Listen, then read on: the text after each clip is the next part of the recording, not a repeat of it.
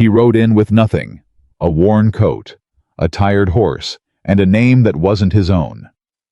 She stood in the yard with flour on her hands and exhaustion in her eyes, and when she looked at him, really looked the way nobody in that county had looked at her in 2 years, she didn't see a drifter.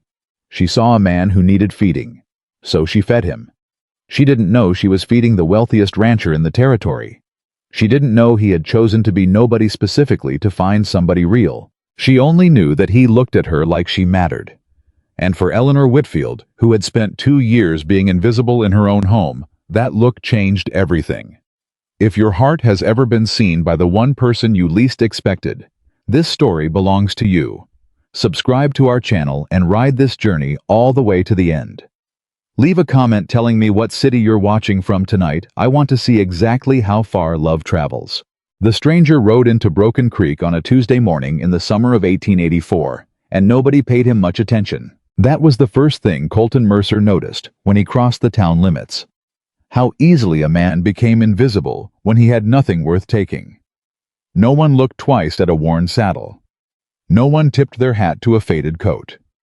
The station master at the edge of town barely glanced up from his ledger when Colton passed, and the 2 men drinking coffee outside the general store watched him for exactly 3 seconds before turning back to their conversation. 3 seconds. That was what a man was worth when he looked like he had nothing. Colton had counted on exactly that. He had planned this for 8 months. 8 months of quietly stepping back from everything he had built, everything he owned, and everything that people had attached themselves to when they realized how much of it there was. He had arranged for his foreman, a reliable and discreet man named Dugan, to oversee the Hawthorne operations while Colton disappeared. He had told only 3 people where he was going, and sworn all 3 of them to silence on pain of losing their positions permanently. He had ridden out before dawn on a borrowed horse, an older animal, not lame, but not impressive either, wearing clothes he had purchased specifically for this purpose from a second-hand merchant in Santa Fe. The boots pinched his left foot slightly. The coat was a size too large in the shoulders. The hat had a crease in the brim that no amount of steaming would fix. He looked exactly like what he wanted to look like, a man passing through. A man with no particular destination and no particular prospects. A man who might ask about temporary work and move on by the end of the month. What he did not look like was Nathaniel Colton Mercer, sole heir to and current owner of the Hawthorne Ranch, 47,000 acres of some of the finest cattle land in Colorado Territory. A herd that numbered in the thousands, mineral rights on 2 separate properties, and a bank account that his financial manager had once described as enviably healthy. He did not look like that man at all. And for the first time in 4 years, he breathed without feeling like he was being watched. He had chosen Broken Creek for a reason. It was far enough from his own operation that no one would recognize him on sight. The ranching community out here was tightly knit, but not interconnected with the circles in which Nathaniel Mercer moved. He had done his research carefully: old land records, regional newspapers, a few quiet conversations with a land broker who thought Colton was scouting for investment opportunities. Broken Creek had one main ranch that employed seasonal hands, the Whitfield property owned by a man named Gerald Whitfield, who had inherited it from his brother 2 years prior upon that brother's sudden death. Gerald was known as a competent enough manager, but not a particularly generous employer. The ranch needed hands through the summer and into fall branding season. The work would be hard, and the pay would be modest. Colton had packed enough money to last him 3 weeks if he needed it, hidden in the lining of his saddlebag. He did not intend to need it. The point was to work for what he earned the way he had not been required to work for anything since he was 19 years old, and his father died and left him more than he had known how to manage. He rode to the Whitfield property by mid-morning. The ranch was well situated, good land, decent water access from the creek to the north, solid fencing along the east pasture. Colton noticed all of this automatically, the way any man who had spent his adult life managing land could not help but notice it. He noted the condition of the cattle he could see from the road. He noted that one section of the fence along the south boundary was newer than the rest, and had been put in by someone who knew what they were doing. He noted that the barn roof had been recently repaired, but that the smaller outbuilding to the west had a problem developing along its eave that would cost significantly more to fix by winter if it wasn't addressed now. He filed all of this away and made himself stop cataloging, because that was not what Nathan Cole did. Nathan Cole was a drifter looking for work. Nathan Cole noticed if there was a bunkhouse and if the cook fire looked active. That was the limit of Nathan Cole's professional assessment. The man who came out to meet him when he rode into the yard was not Gerald Whitfield. It was a woman. She came from the direction of the chicken enclosure, carrying a basket on one arm and shading her eyes with the other hand, and she assessed him with a directness that was neither hostile nor particularly welcoming. Simply practical, the way a person learned to be when strangers appeared and you needed to determine quickly whether they were a problem or not. "Morning," she said. "You looking for the road to Harlan? You've come about 3 miles too far east." "Not looking for the road to Harlan," Colton said. "Looking for work. Heard the Whitfield property takes on summer hands." She looked at him for a moment, not at his clothes or not primarily at his clothes. She looked at his hands first, then at his posture, then at the horse. "Mr. Whitfield does the hiring," she said. "He's out on the north pasture until early afternoon. You're welcome to wait, or you can ride out and find him. The north pasture is that way." She nodded in the direction. "You'll see the cattle." "I'll wait if that's all right." "It's all right with me." She shifted the basket on her arm. "Have you eaten today?" The question was so simple and so genuinely meant that it stopped him for a full second. "I had something this morning," he said. "That's not what I asked." She was already turning back toward the house. "Tie your horse at the post there. I'll find you something." Her name was Eleanor. He learned this not from her introducing herself. She didn't nod right away, but from the way. The ranch cook addressed her when Colton was brought around to the kitchen door and given a plate of beans and bread that was both plain and genuinely good. "Eleanor the boy, Hector's been looking for you about the water pump again." "I know. Tell him I'll be there in an hour." She moved through this kitchen with an efficiency that didn't call attention to itself. The kind of competence that had been so thoroughly exercised, it had become invisible. She set his plate on the work table near the door without ceremony, and then went back to whatever she was doing, which appeared to involve sorting through a collection of supplies that had recently been delivered and needed to be inventoried. Colton ate. The food was good. The coffee she handed him without asking was strong. He watched her work and tried to understand what he was looking at, because something about her manner was difficult to immediately categorize. She was not the owner's wife. That much was clear from the way the cook spoke to her and the way she responded. She was not hired help either. Her bearing didn't have the careful deference of someone whose position depended on constant approval.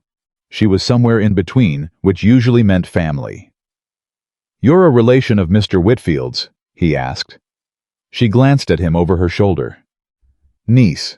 My father was his brother." A pause. "My father passed 2 years ago." "I'm sorry." "Thank you." She said it the way people said it when they had heard it many times and it had stopped having any particular meaning. Not unkindly, just practically. "Where are you coming from?" "Santa Fe most recently. Before that Pueblo." "Ranch work." "Some. Fence repair, cattle moving, general labor." She nodded, neither impressed nor unimpressed. "Mr. Whitfield will probably take you on. He's short 2 men since last month and branding season starts in 6 weeks. She turned back to her inventory. "Don't let him pay you less than $3 a week. He'll try." Colton almost smiled. "I'll keep that in mind." Gerald Whitfield was a compact man in his late 40s who carried himself with the specific authority of someone who had not originally been important and had spent the years since his elevation making. Certain everyone understood that he was important now. He looked at Colton the way he probably looked at every applicant, with the calculating eye of a man who wanted to determine maximum utility at minimum cost. "References," he said. "I have a letter from the Randolph operation outside Pueblo," Colton said, and produced it from his coat pocket.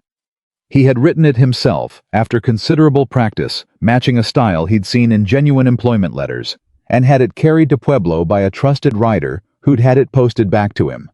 It was completely fraudulent and entirely convincing. Whitfield read it. Randolph, I don't know them. They run about 800 head. Good operation. Whitfield handed the letter back. I'll take you on for 2 weeks. If the work is satisfactory, we continue. $2.50 a week. $3, Colton said. Whitfield's eyes sharpened. $2.75. $3.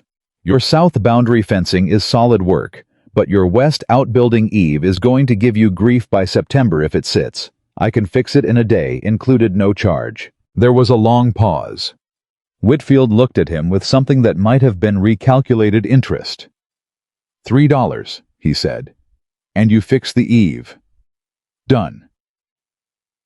The bunkhouse held 4 other men, an older hand named Doyle, who had been on the property for 3 years and served as informal leader of the group, 2 brothers named Pete and Curtis, who were somewhere in their mid-20s and mostly communicated with each other in a shorthand that excluded everyone else, and a quiet older man named Emilio, who had worked ranches across the territory and spoke only when he had something worth saying. Colton introduced himself as Nathan Cole and was accepted with the mild suspicion that greeted any new arrival, not hostile, just watchful. He had expected this and was comfortable with it. He had spent enough time around working men to know how to fit in without drawing attention. What he had not expected was how much he had missed it. Not the specific environment, but the quality of it. Work that was about the work itself. Conversation that didn't carry subtext. The clean simplicity of a day measured in tasks completed rather than deals negotiated or alliances managed. He had grown up on a working ranch before his father's death and his own subsequent transformation from ranch boy to ranch owner. And somewhere in the 15 years since that transformation, he had almost forgotten what the work felt like from the inside. By the end of his first day, he was tired in a way he had not been tired in years. It felt honest. Over the following days, a picture of Eleanor's situation assembled itself in Colton's mind without his intending to seek it out. She was 26 years old. Her father, James Whitfield, had been the original owner of the property, the one who had built it into something worth inheriting. He had died of a sudden illness 2 years prior, leaving no formal will, an oversight that had seemed minor at the time and had become catastrophic in the aftermath, because without a will, the property passed by territory law to the nearest male relative, which was Gerald. Eleanor had not contested this. She had no legal standing to contest it, and she knew it. She had stayed on as household labor, which was presented to the outside world as family generosity and experienced from the inside as something rather different. She cooked. She managed the household accounts. She organized the supply inventories. She handled the relationships with the merchants in town who supplied the ranch. She did all of this in exchange for room board and the kind of tolerance that reminded her regularly it could be withdrawn. Gerald's wife, Margaret, was not cruel in a dramatic way. She was cruel in the small, constant way that is harder to defend against and easier to pretend isn't happening. She redirected credit when Eleanor's work was praised. She described Eleanor's competence as her obligation. She found gentle ways to remind visitors to the ranch that Eleanor's situation was precarious, that she was there at the Whitfield sufferance, that the family had been very generous, really considering the circumstances. Their daughter Caroline, who was 19 and had the absolute certainty about the world that belongs to 19-year-olds who have never been significantly disappointed, treated Eleanor primarily as a servant who had the inconvenient quality of sometimes needing to be acknowledged as a person. None of this was something Eleanor complained about or even particularly discussed. Colton pieced it together from what he observed from conversations that happened around him, that nobody bothered to moderate because Nathan Cole was just a ranch hand, and ranch hands didn't really count. What made it interesting, what made it complicated, was that Eleanor did not seem broken by any of this. She was not waiting to be rescued. She was not secretly weeping in corners. She was working every day with the specific energy of someone who has decided that the quality of their effort is the one thing they get to control, regardless of how that effort is received. He watched her talk a merchant down from an inflated supply quote by citing comparable prices from 2 other vendors she had clearly researched in advance. He watched her calm a dispute between two of the ranch hands with a directness and fairness that Gerald Whitfield couldn't have managed. He watched her sit with one of the older ranch horses that had been badly startled during a thunderstorm, talking quietly to the animal until it stopped trembling for 40 minutes, while dinner went unstarted, and then go back to the kitchen and have the meal on the table without a word about why it was late. He watched, and he started to understand that Eleanor Whitfield was not a woman who had failed to find her place in the world. She was a woman whose place had been taken from her and who had refused on some fundamental level to become smaller because of it. The moment that changed something was small, and probably shouldn't have mattered as much as it did. It was the end of Colton's second week. He had spent the day repairing a stretch of fence on the east pasture that had taken considerably more work than initially estimated because the post damage ran deeper than was visible from the surface. He came back to the bunkhouse late after the evening meal had been cleared and found that the cook had already put away what was left. He was considering whether to bother going into town. He was tired enough that it felt like more effort than it was worth when Eleanor appeared at the bunkhouse door. She was carrying a covered plate and a small tin pot. "I noticed you weren't at supper," she said. "The fence repair ran long." "Longer than I planned for," he said. "I thought it might." She held out the plate. "The coffee's still hot." He took the plate. She didn't wait to be thanked. She was already turning to leave. "Miss Whitfield." She stopped. "Thank you," he said. "You didn't have to do that." She looked at him for a moment with an expression that was hard to read, not unfriendly but thoughtful, as if she was deciding something. "You fixed the eave," she said finally.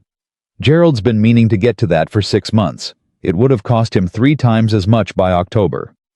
A pause. "People who do good work deserve to eat." And then she left. Colton sat with the plate and the coffee and thought about how long it had been since anyone had done something for him, simply because it was fair, with no calculation behind it and nothing expected in return. His financial manager sent him detailed updates twice a month. His lawyers communicated efficiently and billed punctually. The people who worked for him at the Hawthorne Ranch were loyal and professional and well compensated. He had acquaintances by the dozen and genuine friends by none at all, which was a ratio that had seemed acceptable until approximately 30 seconds ago. He ate the food. It was good. Everything she made was good. I thought for the first time since he had arrived in Broken Creek that this arrangement was going to become complicated. The complication arrived before he was fully prepared for it. On a Saturday evening at the end of his 3rd week, a man came to the ranch. His name was Harlan Voss, and Colton knew immediately upon seeing him the quality of his horse, the cut of his jacket, the particular ease of a man who was accustomed to arriving places and having things go his way, that this was someone who mattered in the financial architecture of Broken Creek's local world. Voss had business with Gerald Whitfield. He made this clear from the moment he dismounted, speaking to Gerald with the specific courtesy of someone who is owed money and has decided to be polite about it for exactly as long as the politeness serves a purpose. Colton was repairing tack in the yard within hearing distance, because ranch hands repaired tack in the yard, and nobody thought to lower their voices around a man with a patching kit and a needle. The debt was $5,000. It had been Gerald Whitfield's debt to begin with, a loan taken 2 years ago to cover operating costs during the first difficult year after he inherited the property. The terms had been reasonable when they were negotiated. The terms were no longer reasonable now because Voss had a second document that Gerald had apparently signed in a moment of poor judgment 18 months ago. An amendment that Colton suspected had been presented to Gerald as a formality and was in fact nothing of the kind. The amendment gave Voss the right to demand full repayment on 90 days' notice or to take possession of the property in lieu of payment. The 90 days Voss mentioned pleasantly had begun yesterday. Gerald Whitfield went pale. Colton kept his eyes on the harness he was working on and kept his face entirely neutral and thought about 3 different ways this problem could be solved if he were operating as himself rather than as Nathan Cole, none of which he could employ without revealing who he actually was. There was something else in what Voss said buried at the end, presented as almost an afterthought. "Of course, there is another arrangement we could discuss," Voss said in the tone of a man who has been building to this point for the entire conversation. My son James is 28 years old and looking to settle. He's a reasonable young man. Your niece is still unmarried, isn't she? The Whitfield property would make a fine addition to the Voss holdings, and it could be achieved in a way that kept your family comfortable. Gerald Whitfield did not say no. He said he would need to think about it. Colton set down the harness, walked to the far side of the yard, and stood with his back to both men, staring at the fence line and breathing very carefully through what he was feeling. He found Eleanor an hour later in the kitchen, working alone in the quiet that fell over the household in the evening. She knew something had happened. He could see it in the set of her shoulders, the particular tension of someone who has learned to read shifts in the atmosphere around her, because the atmosphere around her had rarely been safe. "Who was the man who came this afternoon?" she asked without preamble. "Name's Voss. He has a financial arrangement with your uncle." She turned to look at him. What kind of arrangement? Colton had told himself on the walk from the yard to the kitchen that he would tell her what he'd heard. He had also told himself to be careful about how much he offered, because Nathan Cole's knowledge of financial structures and property law was not supposed to be extensive. And if he explained this situation with the fluency he actually possessed, he was going to raise questions he wasn't ready to answer. The kind that gives him some claim on the property, he said. He's going to be back. Eleanor was very still. How much time does Gerald have? From what I heard, about 3 months. She turned back to what she was doing. Her hands were steady. Her voice when she spoke was steady too, but Colton had been watching her long enough to understand the cost of that steadiness. He'll do it, she said quietly. If Voss offers him a way out that doesn't require him to admit he failed, Gerald will find a way to call it practical. There might be other options. For Gerald, yes. Gerald has options. She paused. I don't. Miss Whitfield, I know what Voss's son is like, she said, cutting him off with a gentleness that was somehow worse than anger. I've met him twice at social gatherings in town. He's not a bad man, I think. He's just the kind of man who sees a woman and calculates what she adds to his assets. She set something down on the counter. I've spent my entire life being added to someone else's column. I'm not interested in starting over in the same position. Colton said nothing, because there was nothing he could say, as Nathan Cole, that wouldn't be inadequate. What he wanted to say as the man he actually was, I can fix this. I can have a lawyer in here within a week who will find every technical problem with that amendment Voss presented. And there will be several, because documents produced by men like Voss always have technical problems, if you know where to look. I can provide Gerald Whitfield a counter-arrangement that protects the property and gives you actual legal standing that should have been yours from the beginning. What he said instead was, You're not nothing, Miss Whitfield. You understand that. She looked at him. Whatever happens with the ranch, he said. You're not what they've been telling you you are. She looked at him for a long moment. Something shifted in her face, not quite surprise, because she was not a person who surprised easily, but something that recalibrated. You're an odd kind of ranch hand, Nathan Cole, she said. I've been told that. What I mean is... She stopped. Started again. Most men who've been here 3 weeks and just heard that the ranch might change hands are thinking about where to look for their next position. I've got a few more weeks before I need to think about that. Why? He looked at her. The honest answer was because I'm not going anywhere while this is unresolved, and the reason I'm not going anywhere is that I've spent 8 months looking for proof that one person in the world would care about who I am rather than what I own, and I'm not leaving until I know whether you're that person. The answer Nathan Cole gave was, I like the work, and the coffee's good. She made a sound that was almost a laugh. It was the best sound he had heard in a very long time. Tatan. The following 2 weeks moved with a particular quality that Colton recognized in the part of himself he was trying not to listen to as the kind of time he would think about for years afterward. He worked. He worked hard and deliberately, not because he needed to maintain the fiction he had already established himself as a capable hand, and nobody questioned his presence, but because the work gave him proximity to Eleanor in the natural way of a shared life, and the shared life was what he was there for. Even if he couldn't have said exactly when it had shifted from being the means to being something closer to the point. They talked the way people talk when they work together in pieces between tasks. picking up threads of conversation that had been left an hour earlier and continuing them without ceremony. He learned that she had taught herself accounting from her father's ledgers after he died because she wanted to understand what she had lost.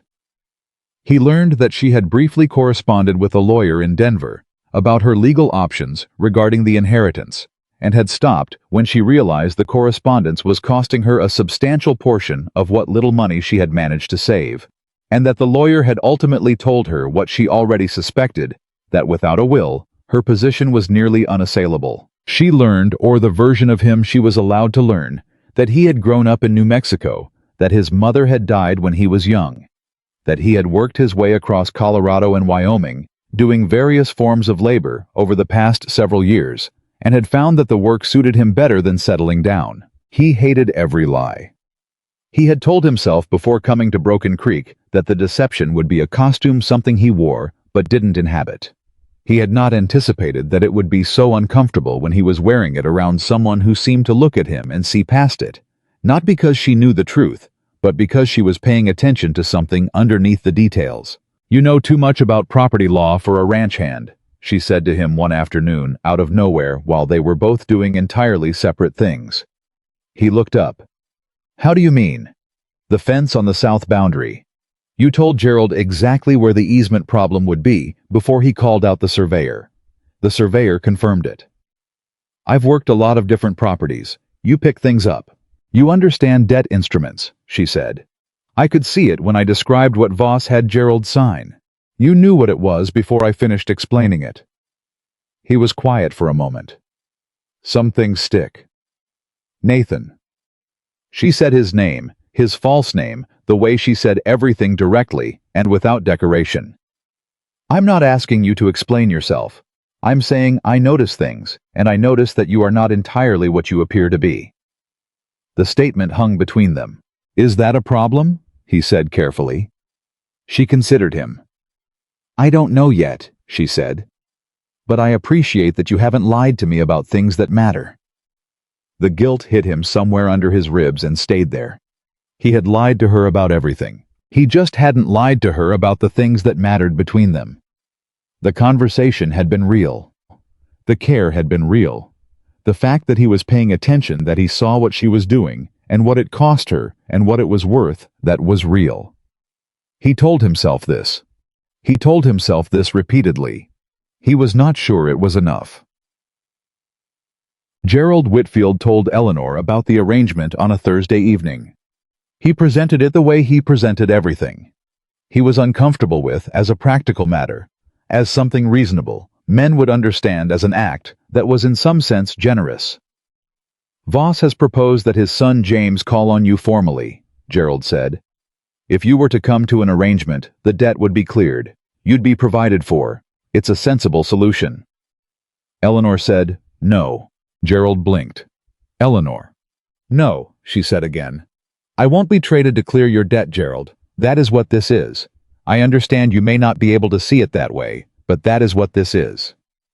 "You have very few options," Gerald said, and the way he said it managed to combine genuine concern with something that was meant to be a warning. "I know exactly what my options are," Eleanor said. "I've known for 2 years, but being sold to settle someone else's financial mistake is not an option I'm willing to take." She walked out. Colton, who had heard the entire exchange from the hallway, because he had been returning a set of tools and had stopped when he heard Eleanor's voice take on that particular quality, stood very still. He thought about the $5,000. He thought about the legal amendment and its probable vulnerabilities.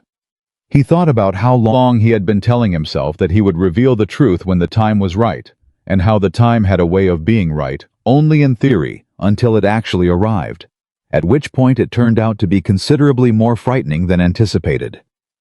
He thought about Eleanor's face in the kitchen last week, when she said she wasn't interested in being added to another man's column.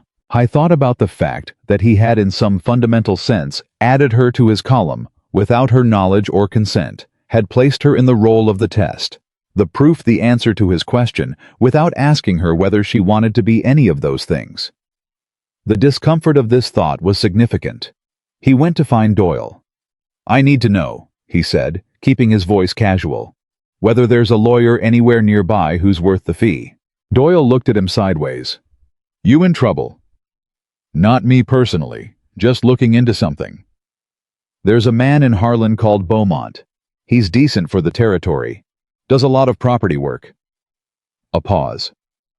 You thinking about the Whitfield situation? Colton said nothing. Word gets around in the bunkhouse, Doyle said. We all know what's coming. Some of us are already thinking about moving on. And the rest, Doyle shrugged. Some of us figure we owe her something. She's the one who's kept this place running for 2 years. Whitfield gets the credit, but Eleanor's the one who's done the work. He looked at Colton steadily. You planning something? I'm thinking, Colton said. That's all. Well, think fast, Doyle said. Voss is coming back in 10 days with a formal proposal. If Whitfield says yes, she's got nowhere to go. Colton nodded. He walked back to the bunkhouse. He sat on the edge of his bunk in the quiet of the evening and thought about who he was and who he was pretending to be, and how long a man could sustain a gap that wide between those two things before something collapsed. The answer he was beginning to understand was not much longer. He pulled out the small notebook he carried, not a diary, just a place to keep figures and notes, and wrote 2 things on a fresh page. The first was a figure $5,000 plus interest. The second was a name, Eleanor. He looked at both for a long time. Then he closed the notebook and lay back and stared at the bunkhouse ceiling and thought about what it would mean when she knew the truth. Not whether she would be angry, because she would have every right to be, but whether what had grown between them was real enough to survive being seen clearly. He thought about her saying, "You haven't lied to me about things that matter." He thought about how wrong she was. He thought about how much he wanted to make her right. Colton did not sleep that night. He lay in the bunkhouse listening to the breathing of 4 other men and thought about $5,000 and what it would cost him, not in money, because the money was nothing. The money was less than nothing. It was a rounding error in the quarterly reports Dugan sent him, but in everything else. In the careful structure he had built over the past month. In the name, Nathan Cole, which had started as a disguise and had somewhere along the way become the version of himself he was least ashamed of. In the look Eleanor would have on her face when she understood what he had done. He got up before dawn and did the only useful thing available to him, which was work. By the time the rest of the bunkhouse stirred, he had already repaired the 2 sections of water trough that had been on the task list for the past week and had started on the rotting plank along the south side of the main corral. Doyle found him there at first light, looked at what he had done, and said nothing for a moment. You didn't sleep, Doyle said. It was not a question. Got a lot done instead. That's one way to handle it. Doyle crouched down and examined the corral repair with the eye of an experienced man. Good work. You want coffee? I want to know who Harlan Voss actually is, Colton said. Not what he says he is, what he actually is. Doyle was quiet for a moment. He straightened up and looked at the horizon the way men looked at things when they were deciding how much to say. His family has been in the territory for 20 years, Doyle said finally. Made their money in cattle originally, same as everyone else. But about 10 years ago, Harlan figured out that money made in cattle is limited by what the land can carry. And money made in land itself is limited by, well, by nothing much if you're clever about it. He paused. He's been collecting properties for a decade. Small ranches that hit trouble, family operations that run out of succession, places like this one. He finds men in debt. He waits until the debt is uncomfortable, and then he appears with a solution. The solution being that he ends up with the property. Always.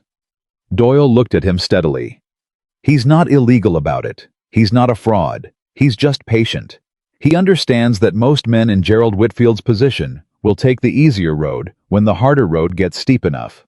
And he always shows up when the road gets steep. Has he tried this before the marriage arrangement? Twice that I know of, Doyle said. One of the women agreed. The other one left the territory rather than be part of it. He paused.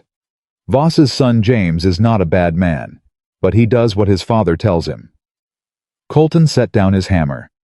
Doyle, if someone were to offer Gerald Whitfield a way to clear the debt on his own terms, a private loan better rate than Voss no property claim would, Whitfield take it. Doyle looked at him for a long time.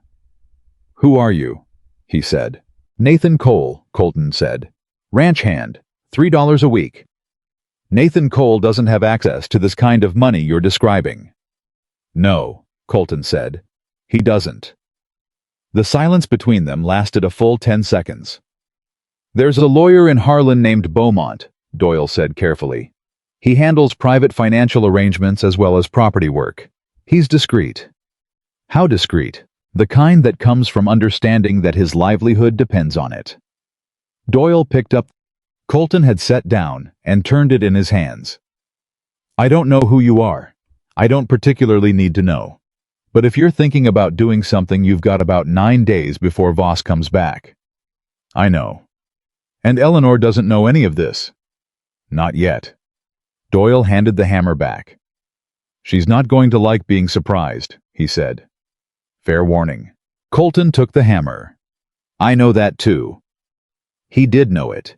He knew it the way he knew the weight of every other decision he'd made since riding into Broken Creek, with the particular clarity that comes from being fully awake to the consequences and choosing to move forward anyway. He sent a letter to Dugan that morning written carefully in language that would mean nothing to anyone who opened it accidentally, and everything to a man who had worked with Colton for 11 years. He gave it to the postal rider who came through on Wednesdays and paid the extra fee for priority delivery. Then he went back to work and waited. And he watched Eleanor. She moved through the following days with the same steady competence she always had, and only someone paying very close attention, which Colton was, would have noticed the small tells that indicated she was managing something significant underneath the surface. She was sleeping less. He knew this because the kitchen light was visible from the bunkhouse, and it was lit at hours when it had no business being lit. She was also being more careful around Gerald and Margaret, which meant she was calculating, planning for possibilities, taking inventory of what she had and what she didn't. She was not waiting to be rescued. That was the part that made everything more complicated and somehow also more important.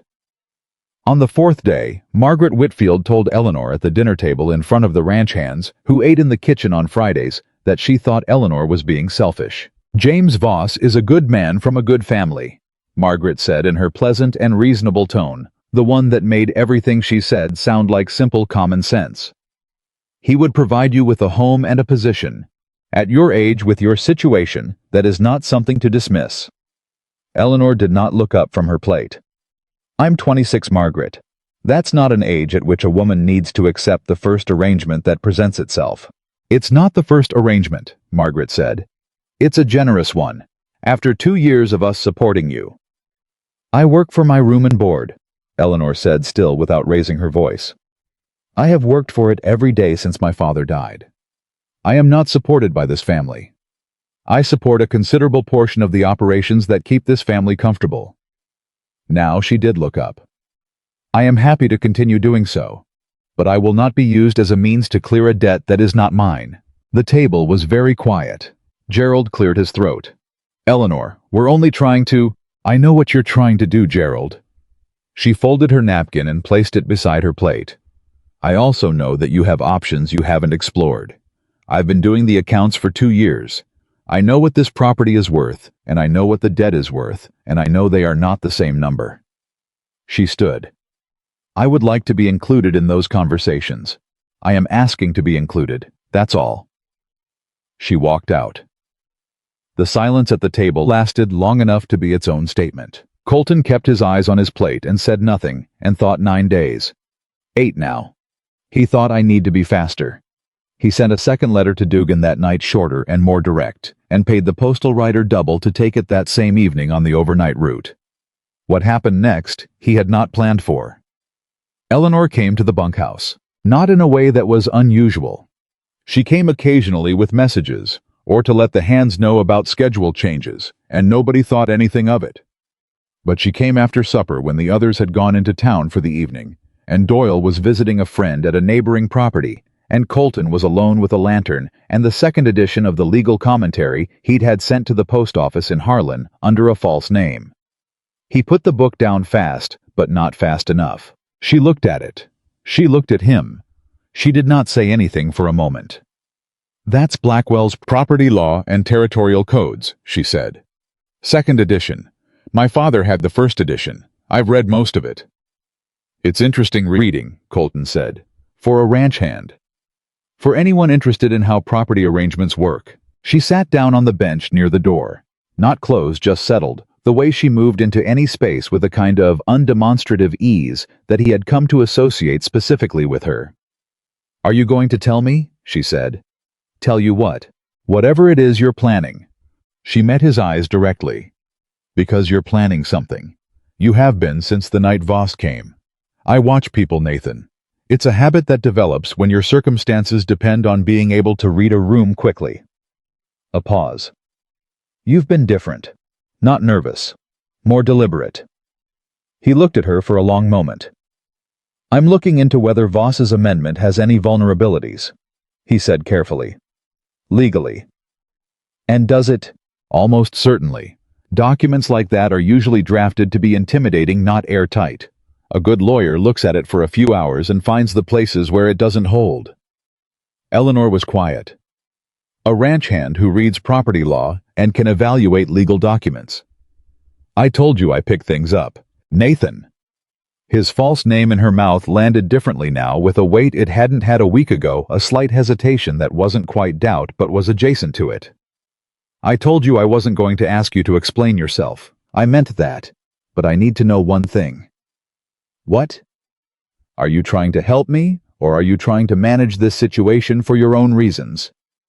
The question was so precise that it stopped him completely, because the honest answer to that question was both, and the proportion between them had been changing from the moment she brought him that plate of food, and he was no longer entirely certain which one was primary.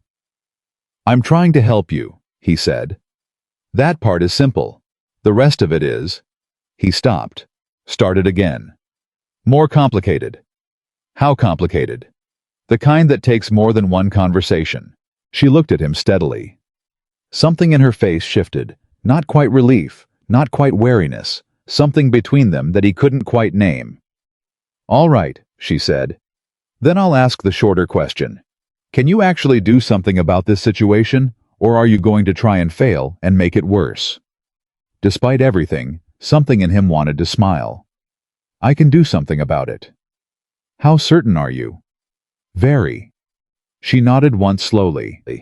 Then tell me what you need from me. I need you to stall Gerald, he said. If he's inclined to agree to Voss's proposal, I need him not to do it for 7 more days. Tell him you're considering it. Tell him you need time to make peace with the idea. Tell him whatever you have to tell him to keep him from signing anything. She looked at him like she was deciding something very fundamental. I don't lie easily, she said. I know. This would require me to let Gerald believe I'm weakening.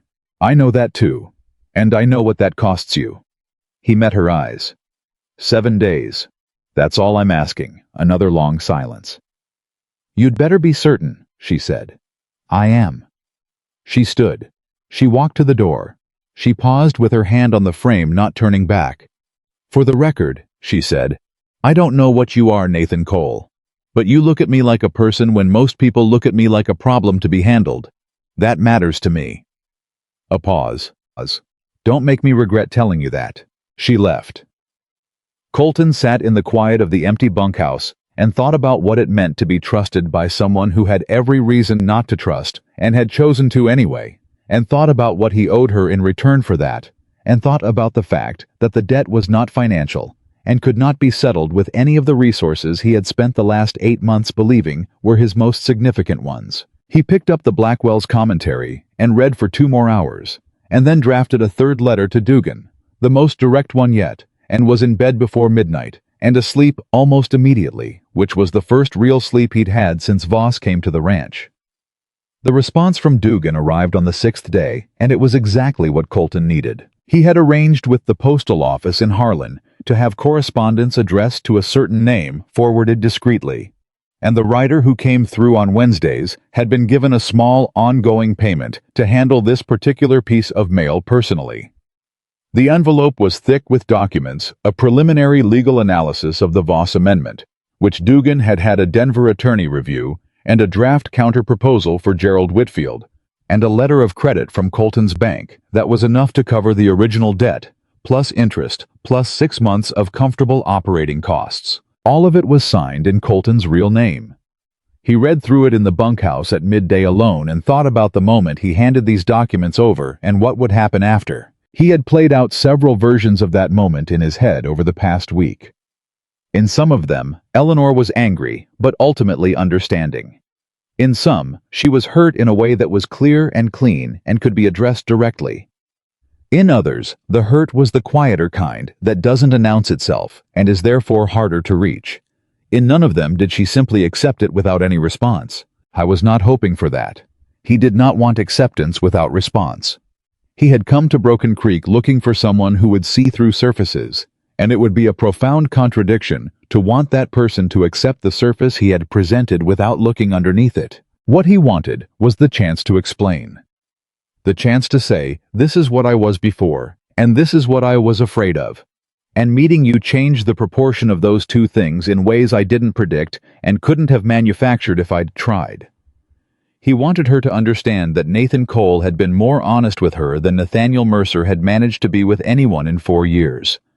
He wasn't sure that was enough. He thought it had to be enough because it was what he had.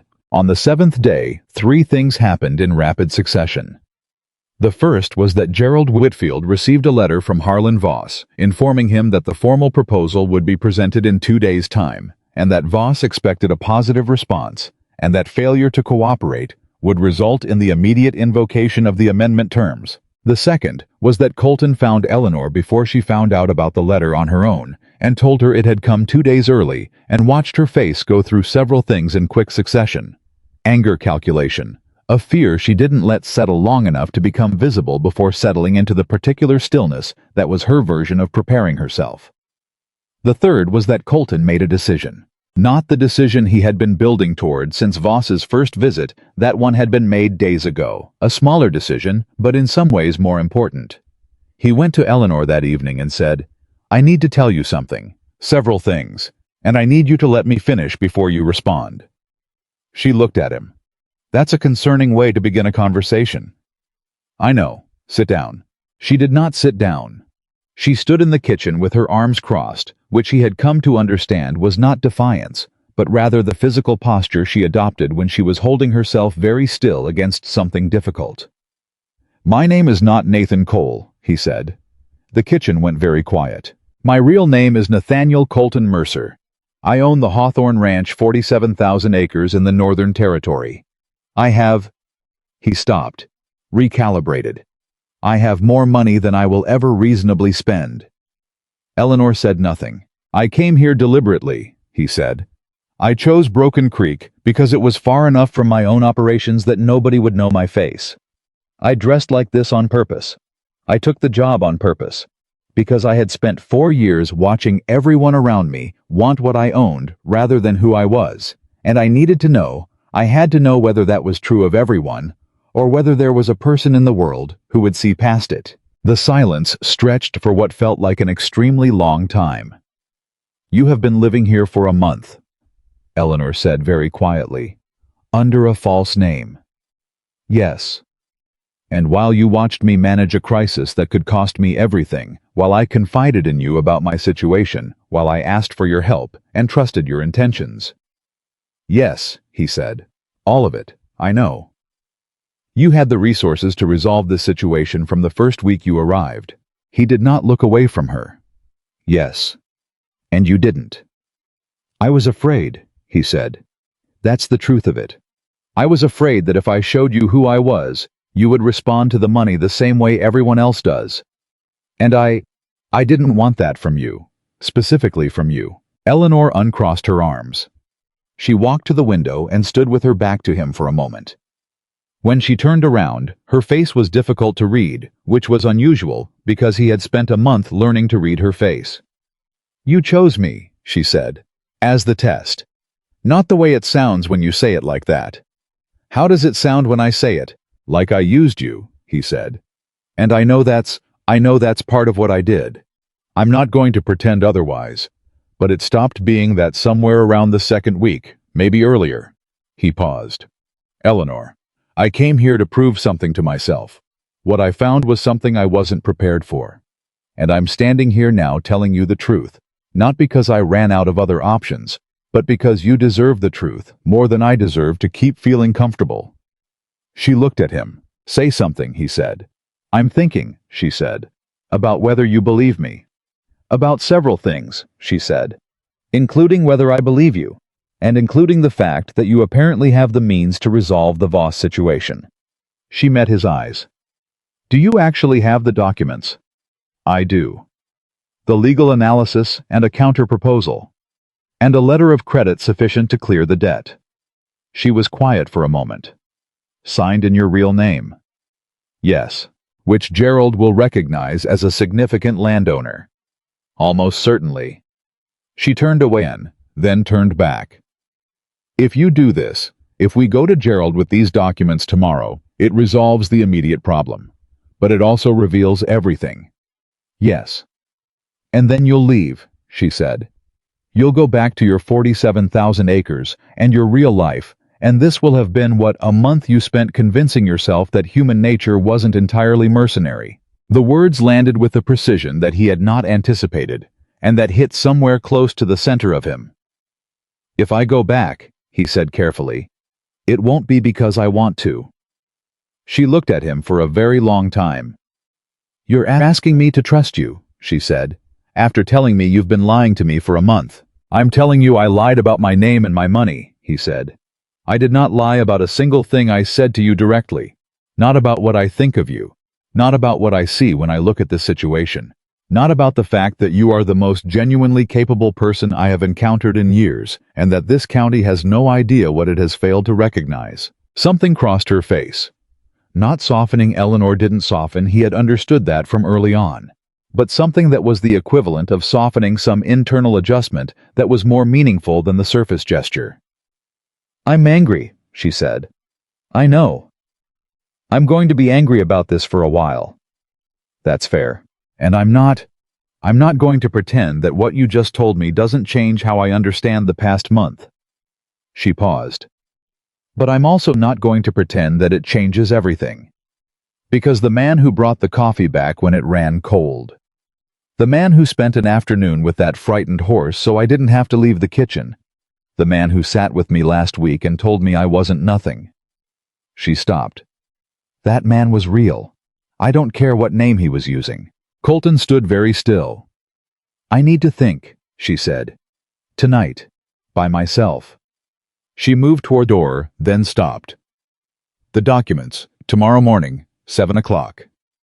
She looked back at him one more time, and there was something in her face that was neither forgiveness nor its opposite.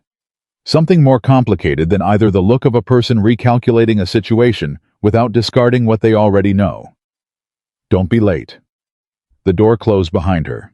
Colton stood in the kitchen alone for a long time. Outside, the night was ordinary. The cattle were quiet.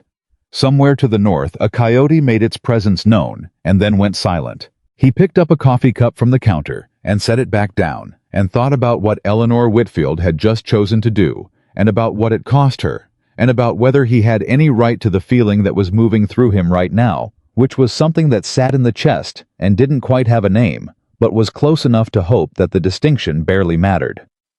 7 o'clock, she had said. He was going to be there at 6:45. He was there at 6:42. Eleanor was already in the kitchen when he arrived, which told him she hadn't slept much either.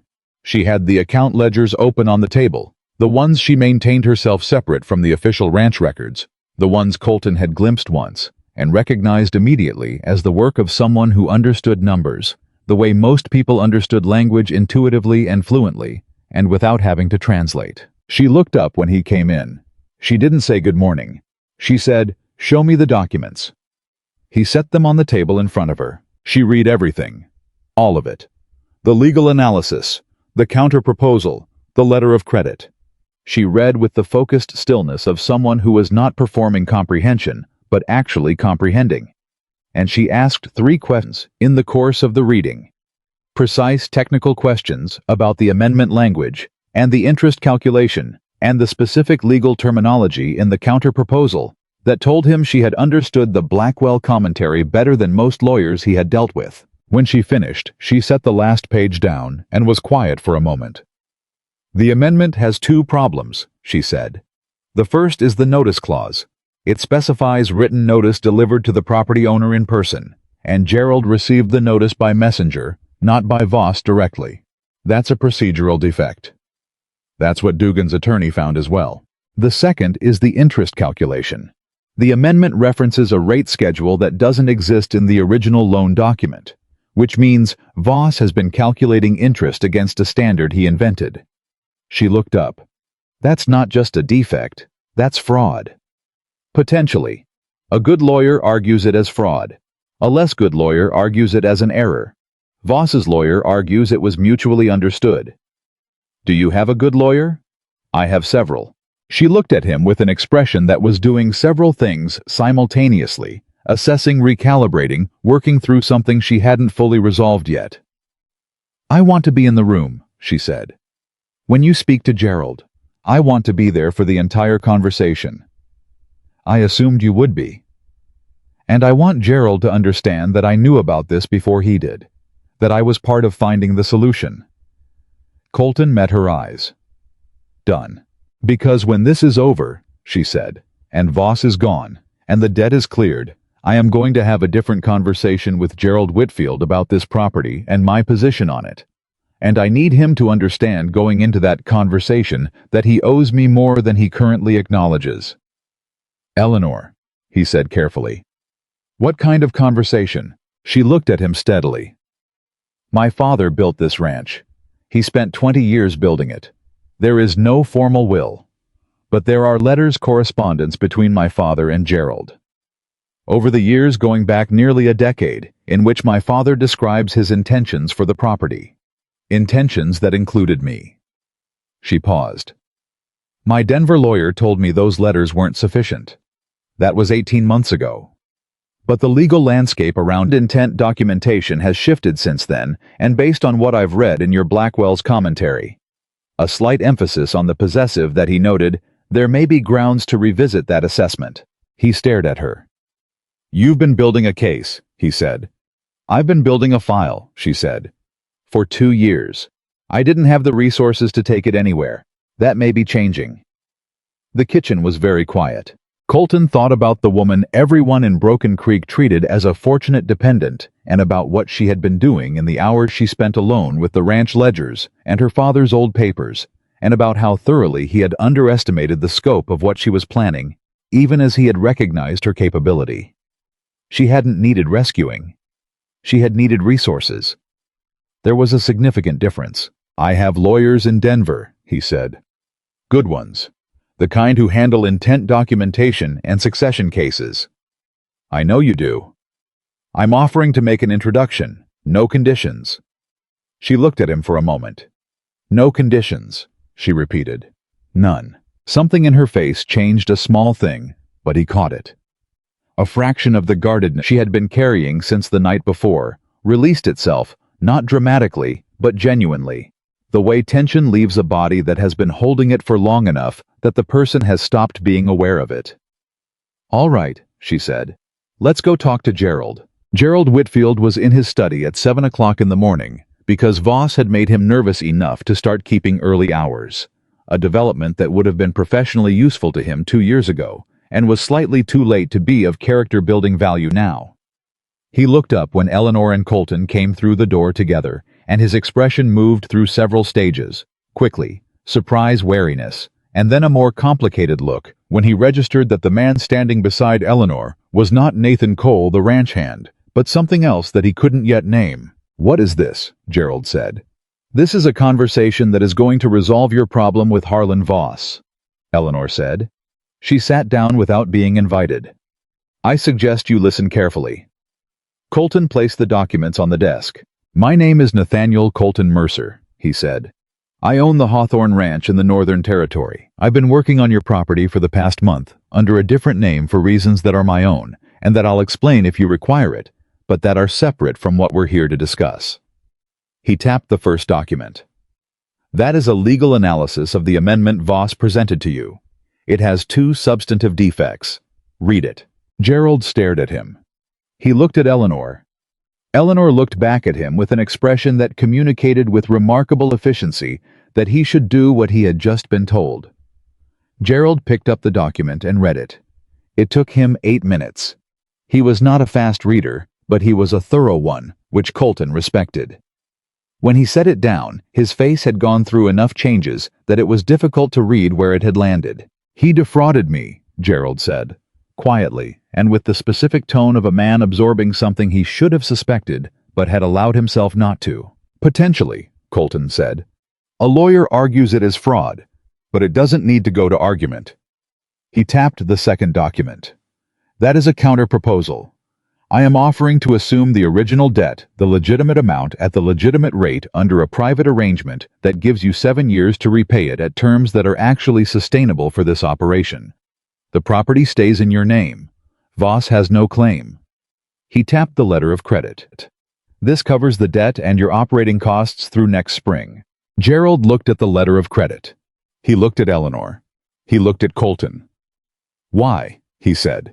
It was the right question, and Colton had expected it, and had thought carefully about how to answer it honestly, without saying more than he was prepared to say in this room in this moment. "Because I spent a month on this property," he said, "and I watched it operate, and I know what it's worth, and I know who makes it worth that amount, and I am not willing to stand by while a man like Voss turns a good piece of land into a negotiating chip."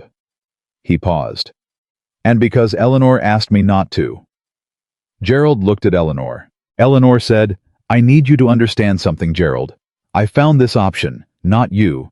I have been trying to find solutions to this problem since before Voss came through that door, and I am going to keep finding solutions with or without your cooperation. But it will go considerably better for both of us if you accept that my role on this property is not what you have been treating it as." The silence in the study had a particular texture, the kind that comes before something shifts permanently. "You could have told me you were looking into this," Gerald said, and there was something in his voice that was almost hurt. "I could have," Eleanor said, "if I had believed you would listen." Gerald looked at the documents again. He was quiet for a long moment. "What does this arrangement require of me?" he said to Colton. "A signed agreement, a reasonable repayment schedule, and a conversation with your niece about her actual position on this property. The first two I can have drafted today. The third is between the two of you." Gerald looked at Eleanor again. He was not a man who was accustomed to being outmaneuvered, but he was also not at his core. A bad man, Colton had understood this from early on. He was a man who had inherited something he hadn't earned and had managed it with competence, but not grace, and who had allowed the people around him to be diminished because it was easier and more comfortable than acknowledging their value. "I'll sign the agreement," Gerald said. "And the other part," Eleanor said. A long pause. "We'll talk." It was not everything, but it was a beginning, and Eleanor seemed to know the difference between a door being opened and a door being walked through, and she nodded once and stood. "Thank you," she said to Gerald in a tone that made it clear the thanks was for the beginning and not for what hadn't happened yet. They walked out together. In the hallway, Eleanor stopped walking and turned to face Colton. She said nothing for a moment. He waited. "You told him I asked you not to stand by," she said. "Yes." "I didn't say that in those words." "No, but it was what you meant." She looked at him for a moment. "Don't do that." "Do what?" "Speak for me," she said, but not with anger, with something more like instruction. "I can say what I mean. I don't need someone to translate it into a more palatable form." He took that without deflecting. "You're right. I apologize." She nodded, accepting the apology at its stated value, and started walking again. "What happens now?" he said, falling into step beside her. "Now Voss arrives tomorrow and finds that his leverage is gone. That's going to be an unpleasant morning." "I'll be there." "I assumed you would be."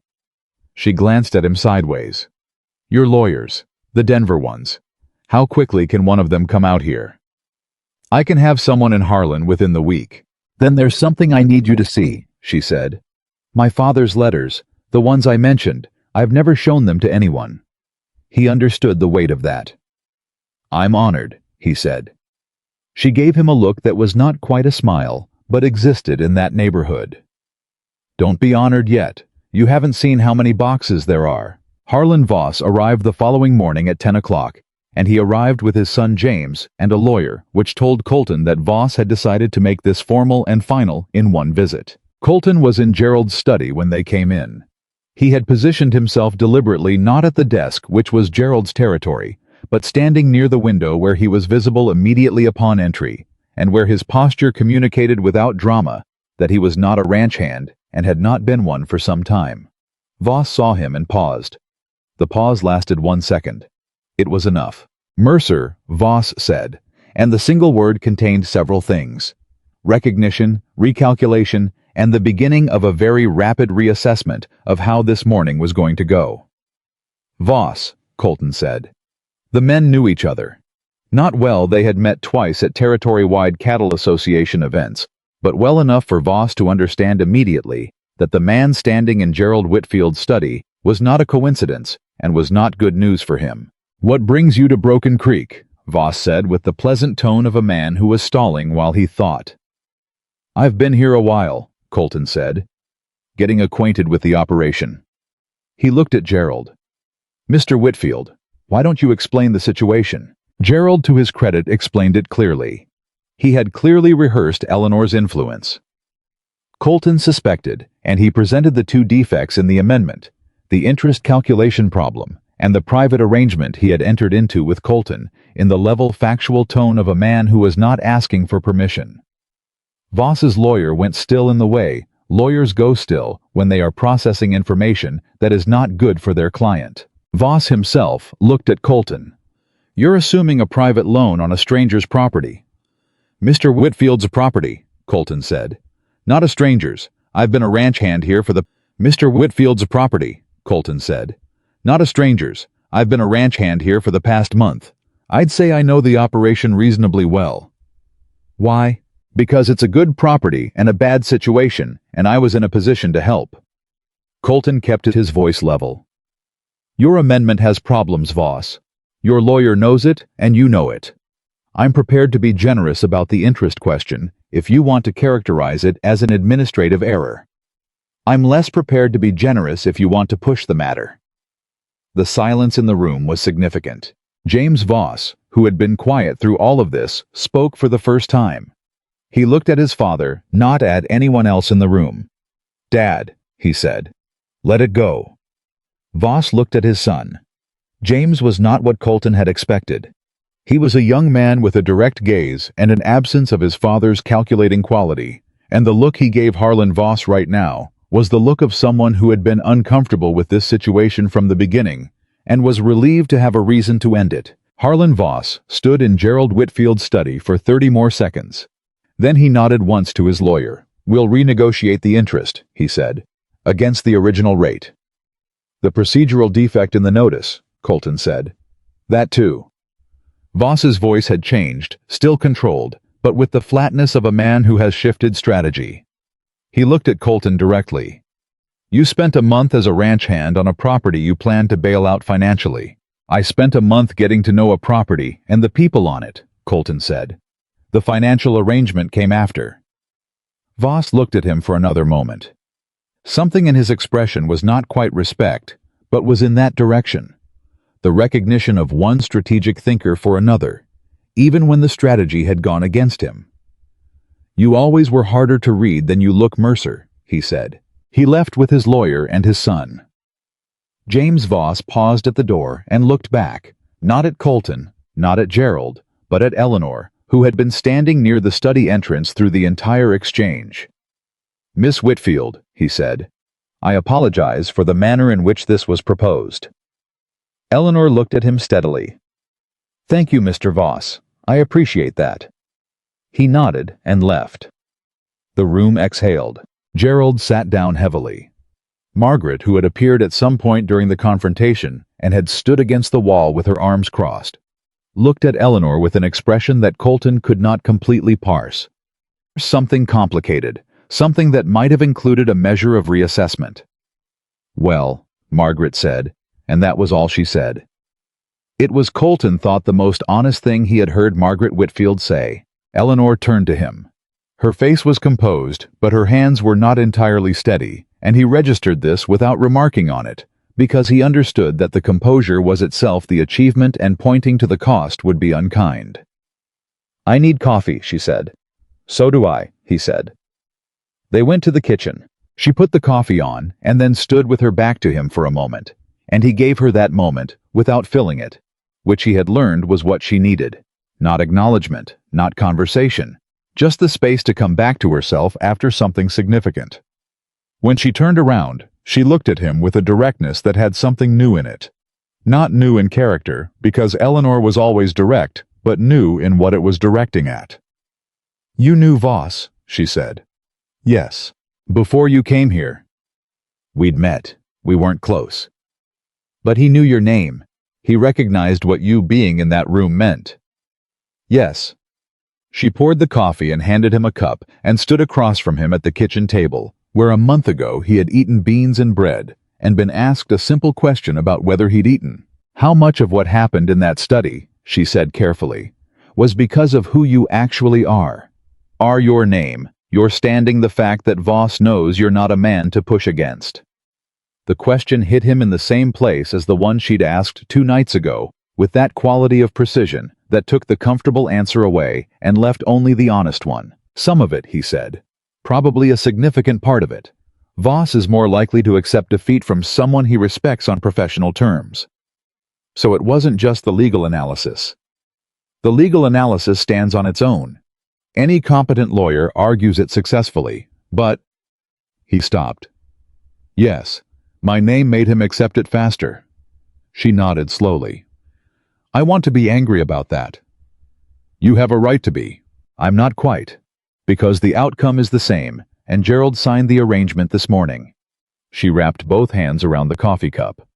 "But I want you to understand something. When I pursue my father's letters with your Denver lawyer, I want that to stand on its own. I don't want the case to succeed because of who you are. I want it to succeed because the case is sound." "The case will be presented on its own merit," Colton said. "My lawyer's name is Delaney. He's the best succession and intent attorney in the territory, and he doesn't win cases by intimidating the other side. He wins them by being right. And if he reviews the letters and tells me the case isn't strong enough, then he tells you that, and he tells you why and what would make it stronger and what options you have." He met her eyes. "I'm not going to manufacture a victory for you, Eleanor. That's not what this is." She looked at him for a long moment. "How do I know that?" she said, not hostile, genuinely asking. "Because I'm telling you," he said, "and because in the month I've been here, I have never told you something false that mattered. Except your name. Except my name." She was quiet. Then, "Your name matters." "I know. It shapes everything that's happened here. Every conversation, every arrangement, every outcome today. Your name was in the room even when you weren't using it." He had no answer for this, because she was right. He had known it was right since the moment Voss walked through the door and stopped when he saw who was standing there. The power he had set aside when he became Nathan Cole had operated in the background the entire time, a silent guarantee that he could step back into it whenever he chose, and that guarantee had shaped his experience of Broken Creek in ways he had told himself it hadn't. Eleanor had no such guarantee. She had come to every situation without the option of revealing a different identity that changed the power structure. "I understand what I had that you didn't," he said. "I want to be clear that I understand that." She looked at him. Something shifted. "Tell me something," she said. "And I want the true answer, not the considerate one."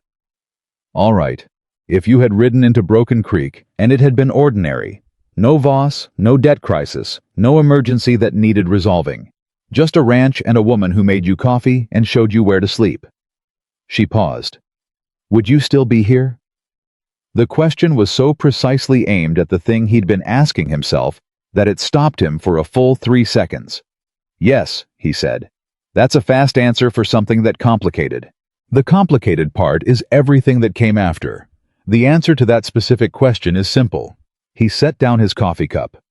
"Eleanor, I came here looking for proof that something honest could exist between two people when you removed everything that usually gets in the way. I found that. Not despite this place, and not despite the crisis, and not despite any of the rest of it. I found it in the part that was just you. Talking, working, being exactly what you are without apology. She looked at him. Her face was doing the thing it sometimes did, holding several truths at once, not resolving them prematurely. I don't know what to do with you, she said finally. That's fair. You've turned my life significantly upside down. Yes. And you're asking me to trust you. I'm not asking you for anything, he said. I haven't earned the right to ask. I'm just... He stopped, found the honest version. I'm still here, that's all. I'm not going anywhere unless you tell me to. The kitchen was quiet. Outside the ranch was making its ordinary sounds, cattle wind, the distant rhythm of someone working. Eleanor looked at her coffee cup. Then she looked at him. Then she looked at the window, and then back at him, and he watched her make a decision with the same quiet, deliberate quality she brought to everything she did. My father's letters are in 3 boxes in the cellar, she said. You should know what you're sending your lawyer into. I should. It'll take the better part of an afternoon to go through them. I have the afternoon. She stood. Then come on, she said. And bring the coffee. We're going to need it. He followed her, and he thought about what she had just said, and what it had cost her, and what it meant, and he was careful not to give any of this a name yet, because naming things prematurely was how you broke them, and what was between them right now was still new enough and complicated enough that it needed to be held carefully. But it existed. It was real, and whatever came next, that much was not going to change. The 3 boxes were older than Eleanor had described them. They were also more organized. That was the first thing Colton noticed when she brought them up from the cellar. Not the volume of paper, which was substantial, but the fact that everything had been sorted, dated, cross-referenced, and flagged with small strips of colored cloth that indicated category. Red for property descriptions. Blue for correspondence with Gerald. Green for financial records. Yellow for anything Eleanor had assessed as potentially legally significant. He looked at the system, and then he looked at her. You've been preparing this for 2 years, he said. 26 months, she said. Since the week after my father's funeral, when Gerald's lawyer came and explained how the inheritance would work, and I realized nobody was going to fight for what my father intended unless I did it myself. She said it without drama. The way she said most things, as simple fact as the logical conclusion of a situation that had been clearly read and responded to with available resources. But Colton heard what was underneath the plainness of it. A 24-year-old woman, 3 weeks into grief, sitting alone with her dead father's papers and deciding that if she was going to lose everything, she was at least going to understand exactly what she was losing and why. He sat down. He picked up the first letter in the blue-flagged correspondence section. He read it carefully. They worked through the afternoon. It was the strangest afternoon of Colton's life, and he had had some genuinely strange ones. He sat across a table from a woman he had met a month ago under a false name, going through her dead father's letters about the land he had built and the daughter he had intended to leave it to, and the particular intimacy of it. The way it felt less like a legal exercise and more like meeting James Whitfield himself through the specific texture of what he'd written was something he hadn't anticipated and couldn't quite account for. James Whitfield had been a precise man. His letters were not emotional in the obvious sense, no grand declarations, no elaborate expressions of fatherly feeling, but they were full of detail, and the detail was revealing. He described Eleanor's work on the ranch with a specificity that made clear he had been paying close attention. He described her capacity for the accounts, for managing relationships with suppliers, for making decisions under pressure in terms that were professional and unambiguous. In a letter to Gerald from 1881, 3 years before his death, he had written, "Eleanor understands this land the way I understand it. She was born knowing what it needs. Whatever arrangement is eventually made for succession, she should be central to it. She has earned that centrality." Eleanor read that letter over Colton's shoulder, and he felt rather than saw the moment she encountered that sentence, a slight catch in her breathing, quickly controlled. He did not look at her. He set the letter in the legally significant pile and picked up the next one. "He knew you," Colton said without looking up. He saw it clearly. He never told me, she said. Not in those words. Some men don't say it. They write it down and assume the people who need to know will eventually find it. A pause. That's either very wise or very foolish. Probably both. He looked up then. Eleanor, Delaney is going to be able to work with this. The 1881 letter alone establishes intent with a specificity that's difficult to argue against. There are 3 others here that corroborate it. It's not airtight, but it's a genuine case. She was quiet for a moment. What does genuine case mean in practice? It means Gerald's legal team will have to decide whether they want to fight it or negotiate. Given that Gerald has already indicated willingness to have a different conversation about your position here. He stopped. Actually, what do you want, Eleanor? Not the legal outcome. What do you actually want? She sat back. It was a simple question that she had not been asked in a context where the answer could actually matter, and he watched it land on her with a weight that was disproportionate to its simplicity. I want what my father built to be acknowledged as mine, she said. Partially mine. I'm not asking Gerald out of his inheritance. I'm asking for what was intended. A formal stake, a legal position, not sufferance standing. That's achievable, Colton said, with these letters and Delaney. And if Gerald fights it, then it becomes more complicated, but the same outcome is still achievable. He met her eyes. You've been doing this alone for 2 years. You don't have to do it alone anymore. She looked at him for a long moment. You're doing it again, she said. Speaking for what you'll provide. I'm describing what's available to you, he said. You decide whether to use it. The distinction matters to you. It should matter to both of us. She nodded slowly, accepting this. Then, there's something else in the boxes. I want to show you, but I need you to understand first that I'm not showing you because it changes the legal situation. It doesn't.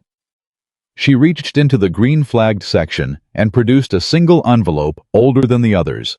The paper slightly softened with age. This is the letter he wrote me when I turned 21. He gave it to me in person. I kept it with the rest because... She stopped. I don't know exactly why. Because it belonged with everything else, I suppose. She held it out. Colton took it. He read it. It was short. 3 paragraphs. James Whitfield writing to his daughter on her 21st birthday, telling her what he saw when he looked at her and what he expected her life would hold. He did not write about the ranch in this letter.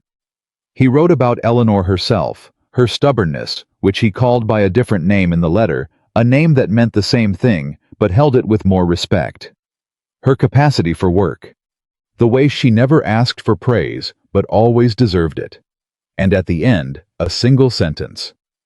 Whatever the world offers you, Eleanor, measure it against whether it sees you clearly.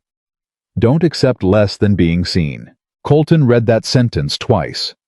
He set the letter down and did not say anything for a moment. I was talking about more than the ranch, Colton said. He was talking about everything, Eleanor said. He knew what women in my situation generally accepted. He was telling me not to. She took the letter back and held it for a moment before placing it carefully in the envelope. I've thought about that sentence every day for 5 years. And have you measured things against it? I've tried. She looked at him directly. I'm trying right now. The statement sat between them with a weight that was not uncomfortable, but was significant, and Colton understood that she was not asking him a question, but making an observation, and that the observation was about him, and that the right response was not words, but honesty of a different kind. I know I haven't made it easy to measure, he said. Everything about how I came here complicated that. Yes. Do you think you can give in everything? She considered him. I think, she said carefully, that the man in those conversations I told you about, the one who sat with the frightened horse and brought the coffee and fixed the eave, because it was fair, I think I can measure him. I think I know what he is. She paused. It's the other one I'm still working out. The one with 47,000 acres. The one who chose to hide for a month and watch, she said, not unkindly but precisely. That one I'm less certain about. He had no easy answer for this, because it was the right observation. The hiding had served him, and it had cost her something. she hadn't known was being taken, and those two facts didn't cancel each other out simply because his intentions had been sincere. "I'm going to spend the rest of my life being the first one," he said, "if you'll let me." The kitchen went very still. Eleanor put the letter back in the box. She straightened the red-flagged papers in the corner of the stack. Then she looked at him across the table with the expression that was becoming familiar to him. Several truths held simultaneously, none of them resolved before the others were ready. "That," she said, "is a significant statement. I know what it is. You've known me for a month. I know that too. And you spent 2 weeks of that month under a false name." "Yes." She looked at him. "And you're still saying it." "I'm still saying it." Another silence. The kind that preceded something changing permanently rather than temporarily. "Then I need you to understand something," Eleanor said. "I am not going to be folded into your life. I am not going to be moved to the Hawthorne Ranch and given a comfortable room and treated like a guest in someone else's world. I'm not going to be a woman who got lucky when a rich man decided she was worth noticing." Her voice was steady and clear and absolutely certain. "If this is a real thing, and I am not saying it is, yet I am saying if, then it has to be built the way my father built this ranch. From the ground. By two people who both know what they're making." "That is exactly what I want," Colton said. "I'm not finished." She held his gaze. "I am going to pursue my legal claim to this property. Whether or not you are part of my life afterward, that claim exists, and I intend to see it through." "I know. And if Delaney tells me the case is weak, I need you to let him tell me that. Not soften it. Not find another route that bypasses the honest assessment. I will tell Delaney to give you his full honest analysis," Colton said. "If the case is weak, you'll know it. If it's strong, you'll know that too. And you'll abide by whatever I decide to do with that information." "Yes." She looked at him one more time, with the measuring quality that reminded him of the first time she'd looked at him in the yard on his first day, when she'd assessed his hands and his posture and his horse, and made a rapid, accurate determination about whether he was a problem or not. Whatever she determined right now, he waited for it without trying to influence it further. "All right," she said. "Then I'll answer the question you didn't ask." "What question is that?" "The one you've been not asking for the past 2 days," she said, "because you decided it wasn't fair to ask it while everything was still unresolved." She looked at him steadily. "Yes, what's between us is real. It has been since about the 3rd week. I didn't say anything because I thought you were a man who was going to move on at the end of the month, and I was not going to embarrass myself by feeling things for a passing drifter." A pause. "And then it turned out you weren't a drifter." "No." "Which is its own complicated thing." "Yes." "But the feeling is the same regardless of which version of you caused it." She picked up her coffee cup and found it empty and set it back down. "So there it is. I'm telling you plainly, because that's how I do things, and I am not going to perform uncertainty I don't actually feel." He looked at her across the table and thought about 8 months of planning and writing and disguise and waiting, and about a plate of beans and a simple question about whether he'd eaten, and about the absolute impossibility of having planned for this specific outcome, which was the only outcome he had any interest in. "Eleanor," he said, "thank you for telling me plainly." "Don't make it sentimental," she said, but something at the corner of her mouth moved. "I wouldn't dream of it." She stood and picked up one of the boxes. "We need to finish the inventory before the light goes. Delaney will want a complete list." He stood and picked up the second box. "How do you want to organize it?" "Chronologically within category. I'll take the correspondence. You take the financials, you'll be faster with those." "Fair enough." They worked until the light changed, sorting and listing in a companionable quiet that felt like something that had been earned rather than simply arrived at. And it was, Colton thought, the most honest version of a good afternoon that he had experienced in a very long time. Delaney arrived 6 days later on the Wednesday stage from Denver. How was a compact, gray-haired man in his early 60s who wore a good coat and moved with the unhurried efficiency of someone who had been doing difficult work for a long time and had stopped needing to perform competence because the actual thing was so thoroughly established. He shook Colton's hand when they met at the Harlan stage office, And then he looked at Colton with the particular expression that longtime colleagues wear when one of them has done something the other one considers unusual. "You worked as a ranch hand," Delaney said. It was not quite a question. "For a month. As Nathan Cole." "Yes." Delaney appeared to consider this for a moment. "I won't pretend to fully understand it," he said. "But I will say that I've represented you for 9 years, and I have never once known you to do something without a reason." There was a reason. I gathered. He looked at the street. "She must be remarkable." "She is," Colton said. "But that's not what I want you to evaluate. I want you to evaluate the case, on its merits without any consideration of my interest in the outcome." "Nathaniel." Delaney used his full name the way he always did when he was being precise. "In 30 years of practice, I have never compromised a case for personal reasons. I'm not going to begin now." He picked up his bag. "Take me to the documents." Eleanor met Delaney at the ranch. She shook his hand and looked at him with the same direct assessing quality she brought to every first encounter, and Colton watched Delaney receive this and make his own rapid assessment. "Mr. Delaney," she said, "I need you to tell me honestly what you find. Not what Nathaniel wants you to find. Not what would be easiest. What the letters actually support legally." "Miss Whitfield," Delaney said, "that is the only kind of assessment I give." She nodded once.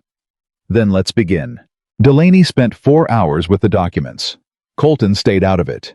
He had made this promise to Eleanor, and he intended to keep it, which meant he spent those 4 hours doing what he had been doing every day for 6 weeks ranch work, because the fence repairs and the cattle rotations and the ordinary business of a working operation did not pause because a lawyer from Denver had arrived to review the succession documents.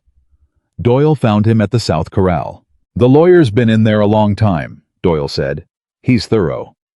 "What happens if it doesn't go her way?" Colton kept his eyes on the corral latch he was repairing. "She decides what to do next. And if she wants to fight it, then she fights it." Doyle was quiet for a moment. "And if she wants to leave, start somewhere else with a formal claim she can take to another territory." Colton looked up. "Then I help her do that."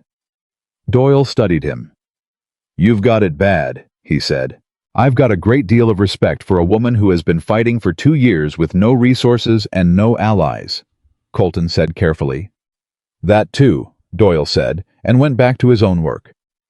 When Delaney came out of the house, he found Colton at the east fence and asked him to come inside. Eleanor was at the kitchen table. Her hands were folded on the table in front of her, which meant she was holding herself still deliberately, which meant the conversation had contained something significant. Delaney sat down. Colton sat beside Eleanor, not across from her, which felt like the right choice without requiring calculation. "The case has genuine merit," Delaney said. "I want to be clear about what that means and what it doesn't mean.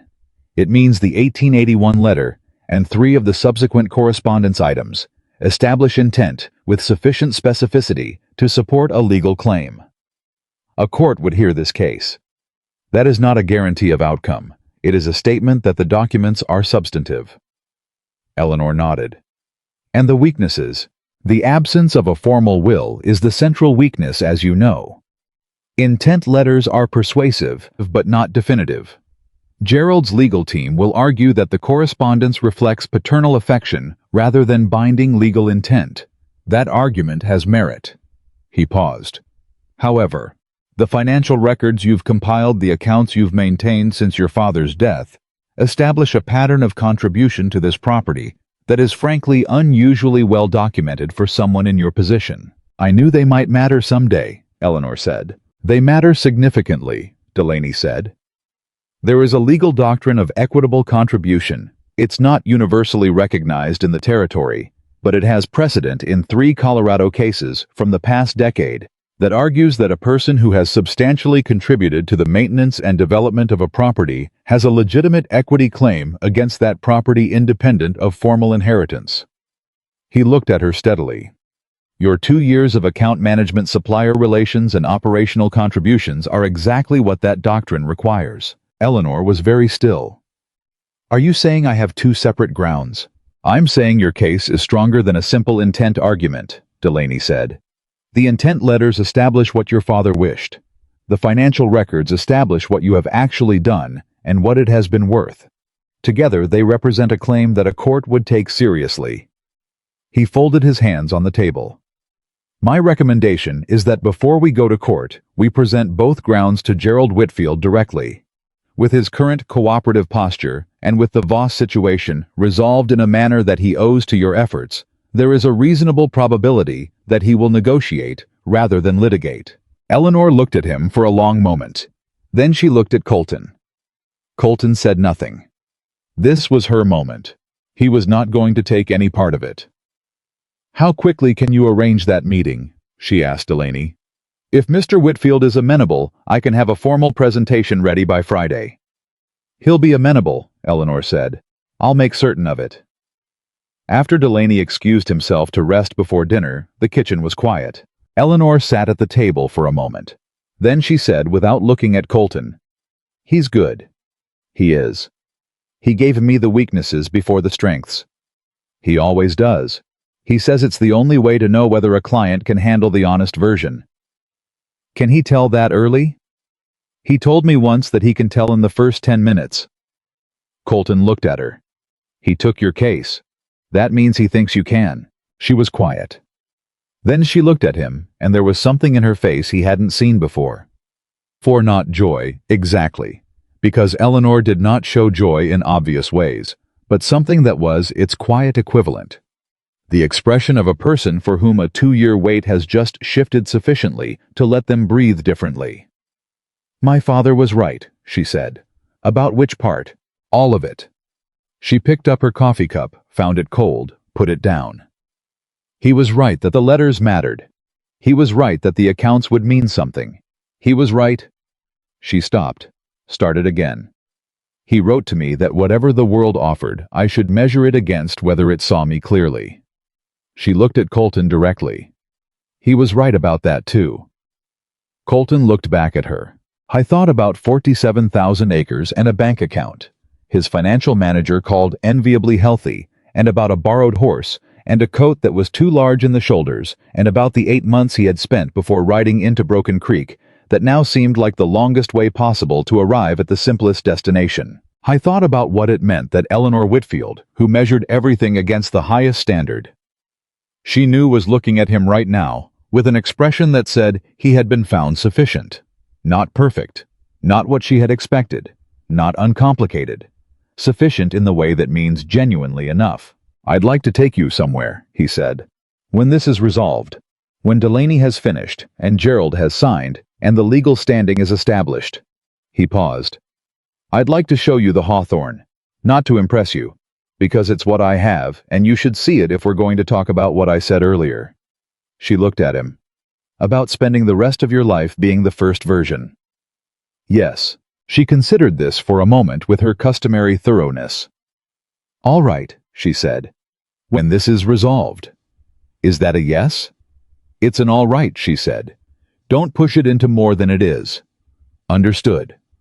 But the corner of her mouth moved, and that was enough. Friday arrived with the particular quality of a day that has been prepared for. Delaney presented both legal grounds to Gerald Whitfield in the same study where Voss had been sent away 3 weeks prior, and Eleanor sat beside the lawyer, rather than against the wall, and Colton sat beside Eleanor, and Gerald Whitfield sat across from all three of them and listened. He listened for 2 full hours. He asked 7 questions, most of which were directed at Delaney, and 2 of which were directed at Eleanor. He did not look at Colton except once, and that once was at the beginning, and the look said, "You knew about this," and Colton's answer, which he gave without speaking, said yes, and it was never mine to resolve for you. When Delaney finished, Gerald was quiet for a long time.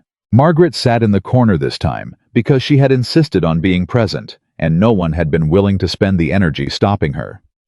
She said nothing through the entire presentation, which was unusual, but her silence had the quality of someone processing something rather than someone withholding. Finally Gerald said, "What are you asking for?" Eleanor answered.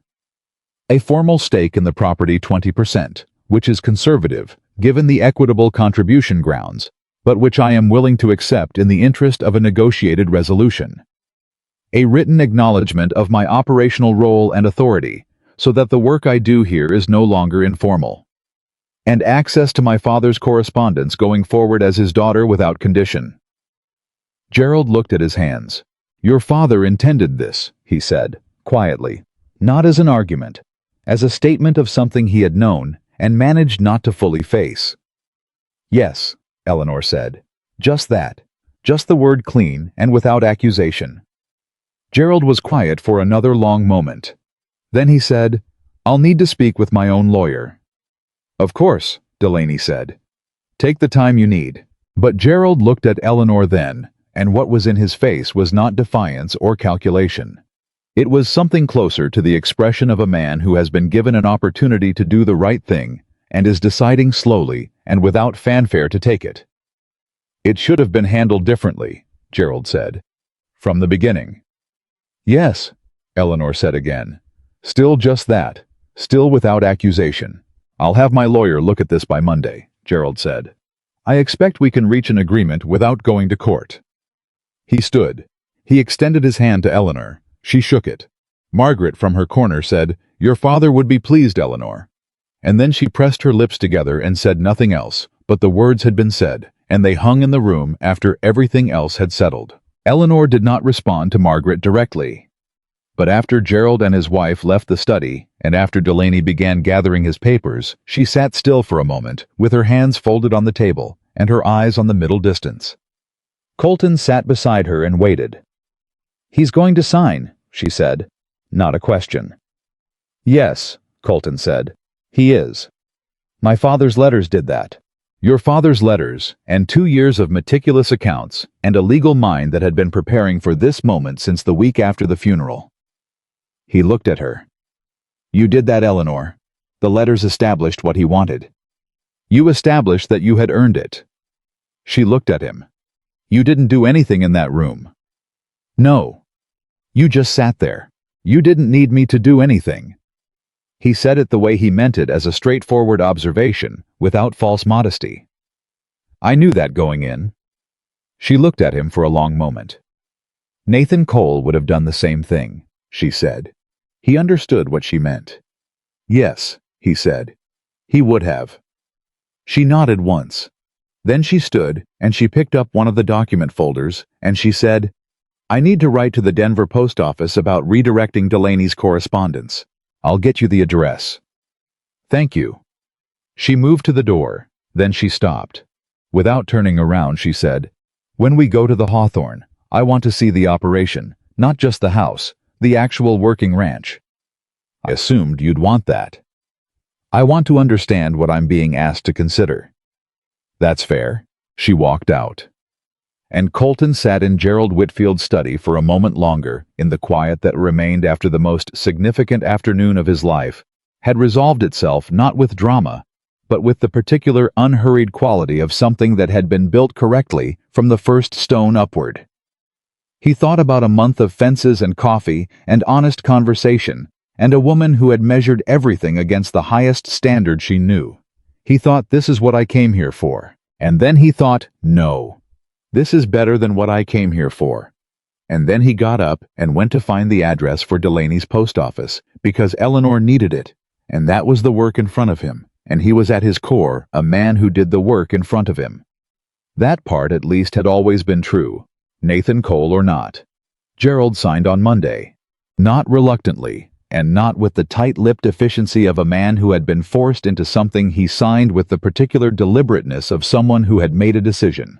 He intended to stand behind, which was, Eleanor told Colton afterward, more than she had expected, and more than she had let herself hope for on the Friday when they'd left the study. Delaney witnessed the signature. Eleanor countersigned.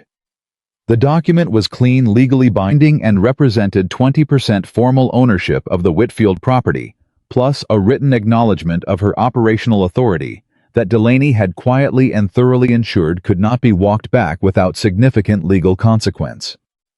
When the last signature was in place, Gerald looked at Eleanor across the desk and said, "Your father would have done this differently from the beginning." "He would have," Eleanor said, "but you're doing it now, and that counts for something." She meant it. Colton could tell from the quality of her voice that she meant it, and he suspected that meant more to Gerald than any formal legal victory could have, because Gerald was not a villain who needed to be defeated. He was a man who had needed to be made to see clearly, and now that he could be allowed his dignity in the process. That was Eleanor. She had never wanted to destroy anyone. She had wanted to stand on ground that was rightfully hers. Those were two different things, and the fact that she kept them separate even under pressure was one of the things Colton had come to understand as central to who she was. Delaney departed on the Wednesday stage with a handshake for Colton and a small formal bow for Eleanor that was more genuine than its courtliness suggested. "Remarkable woman," he said to Colton quietly at the stage office, while Eleanor was speaking to the postal clerk about her new correspondence arrangements. "I know," Colton said. "The financial records she compiled. In my 30 years, I have not seen a person in her position prepare that thoroughly, without any legal guidance." He paused. "She would have won that case eventually, regardless of your involvement. You should know that." "I know that too," Colton said. Delaney looked at him for a moment. "Good," he said.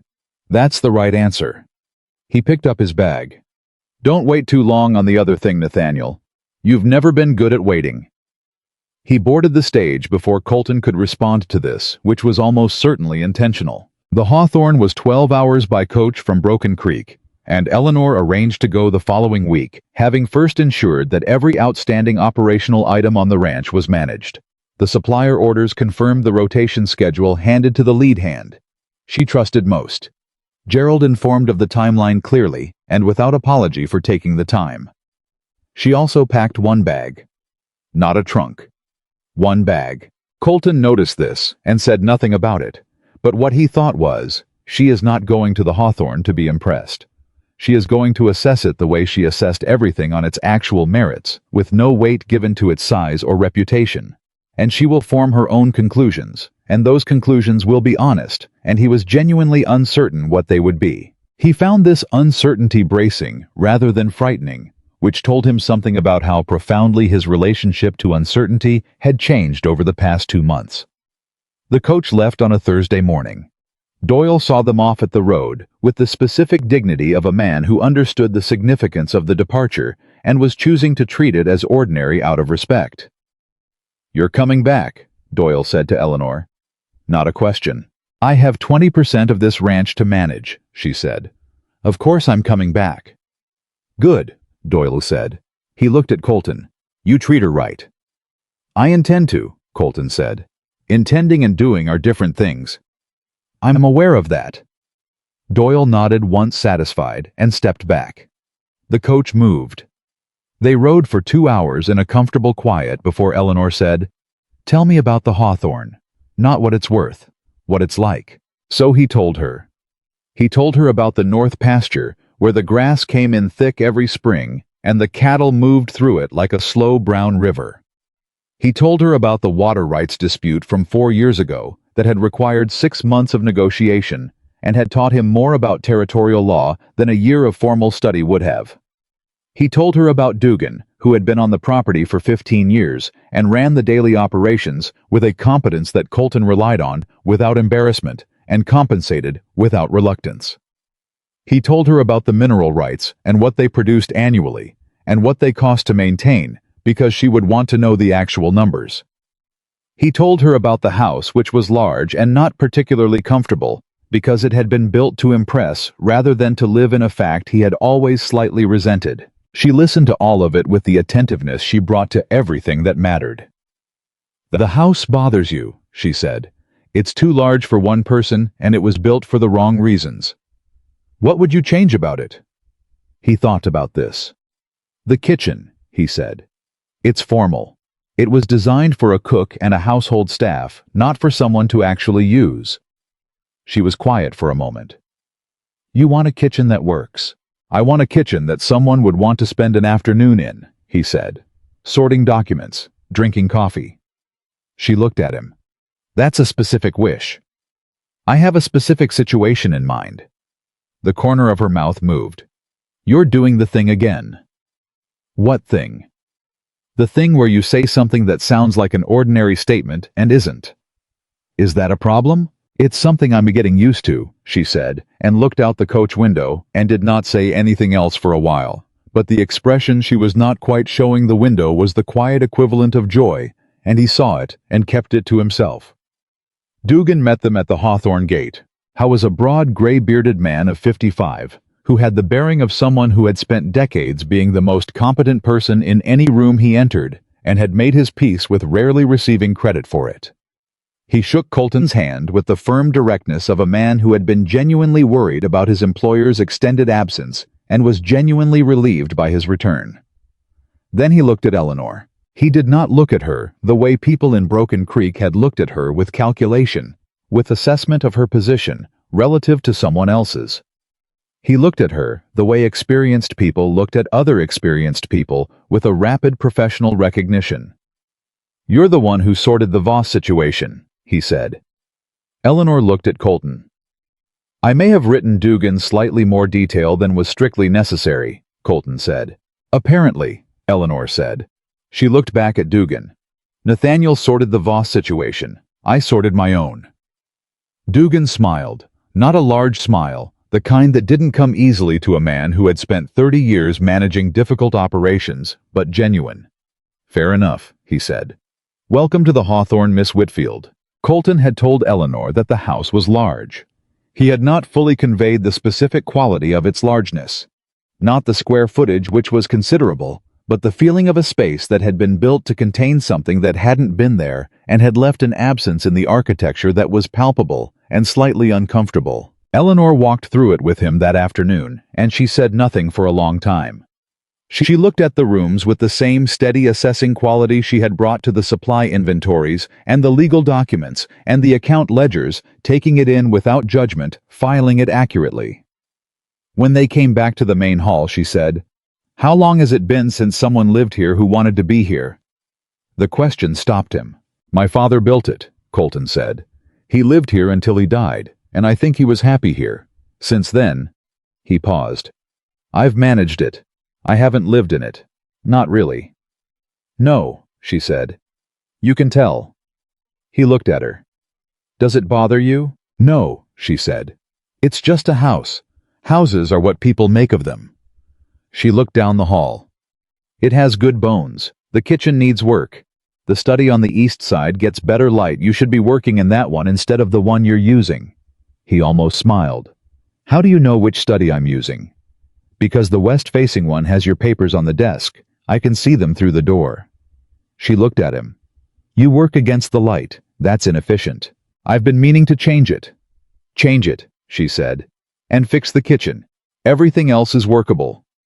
The word workable landed the way it was meant to, not as a diminishment, but as the highest practical assessment Eleanor offered. Workable meant she could see what it could be. It meant she was already thinking about it in terms of what it needed rather than what it was. It meant she was measuring it against a future rather than a present. I understood all of this without making her say it, which was one of the things he had discovered about the two of them. The gap between what was said and what was understood was narrower than it was with anyone else he had known. "Eleanor," he said. She turned from looking down the hall. "I need to tell you something," he said. "And I want to say it here in this house, so that if you say yes, it's connected to this place, and if you say no, I understand." She looked at him steadily. Her hands were still. Her face was doing the thing holding several truths at once. "I'm going to say what I mean," he said. "Plainly. Because that's how you do things, and it's how I should do things with you." He met her eyes. "I want to build something with you. Not give you something. Not provide something. Build something the way your father built his ranch, and the way you've been building your case for 2 years from the ground by two people who both know what they're making." He paused. "I want us to make this house into a place someone wants to be. I want to learn how you think about things I haven't thought about. I want to have arguments about the east-facing study and the kitchen, and whether the north pasture rotation schedule is as efficient as Dugan believes it is." The corner of her mouth moved. "Is the rotation schedule a problem?" "Possibly. I'd value a second opinion from someone who's been running accounts on a working cattle operation for 2 years." That's a very indirect way of saying you want my professional assessment. It's also a very direct way of saying I want you here, he said. Specifically, not because it's practical or because it resolves any particular situation. Because this place has been missing something for 11 years, and I understand now that what it was missing was someone who would look at it honestly and tell me the kitchen needs work.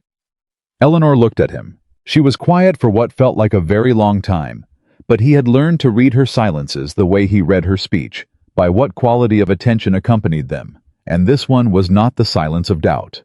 It was the silence of a woman who was deciding how to say something she had already decided. The rotation schedule almost certainly has problems, she said. Dugan is excellent, but he's been doing it the same way for 12 years, which means he stopped questioning it 11 years ago. I suspected as much. And the kitchen is a significant problem, not cosmetic structural. The work table is in the wrong position entirely. We can fix that. It'll take a week of actual work. I have the time. And the East study, she said. You need to move your papers today. Working against the light is how you miss things. I'll move them this afternoon. She looked at him one more time, the measuring look, the one her father had described in the birthday letter, the one that asked whether a thing could be trusted to see her clearly. He held it without flinching. All right, she said. Yes. Just that. Just the word the same way she had said yes to everything that mattered plainly without decoration with her full weight behind it. He reached out and took her hand. She let him. They stood in the hall of a house that had been large and empty for 11 years, and it was already smaller than it had been 5 minutes ago. Smaller in the good way, the way a space becomes smaller when it's being inhabited rather than merely occupied. We should look at the north pasture tomorrow, she said after a moment, before I talk to Dugan about the rotation.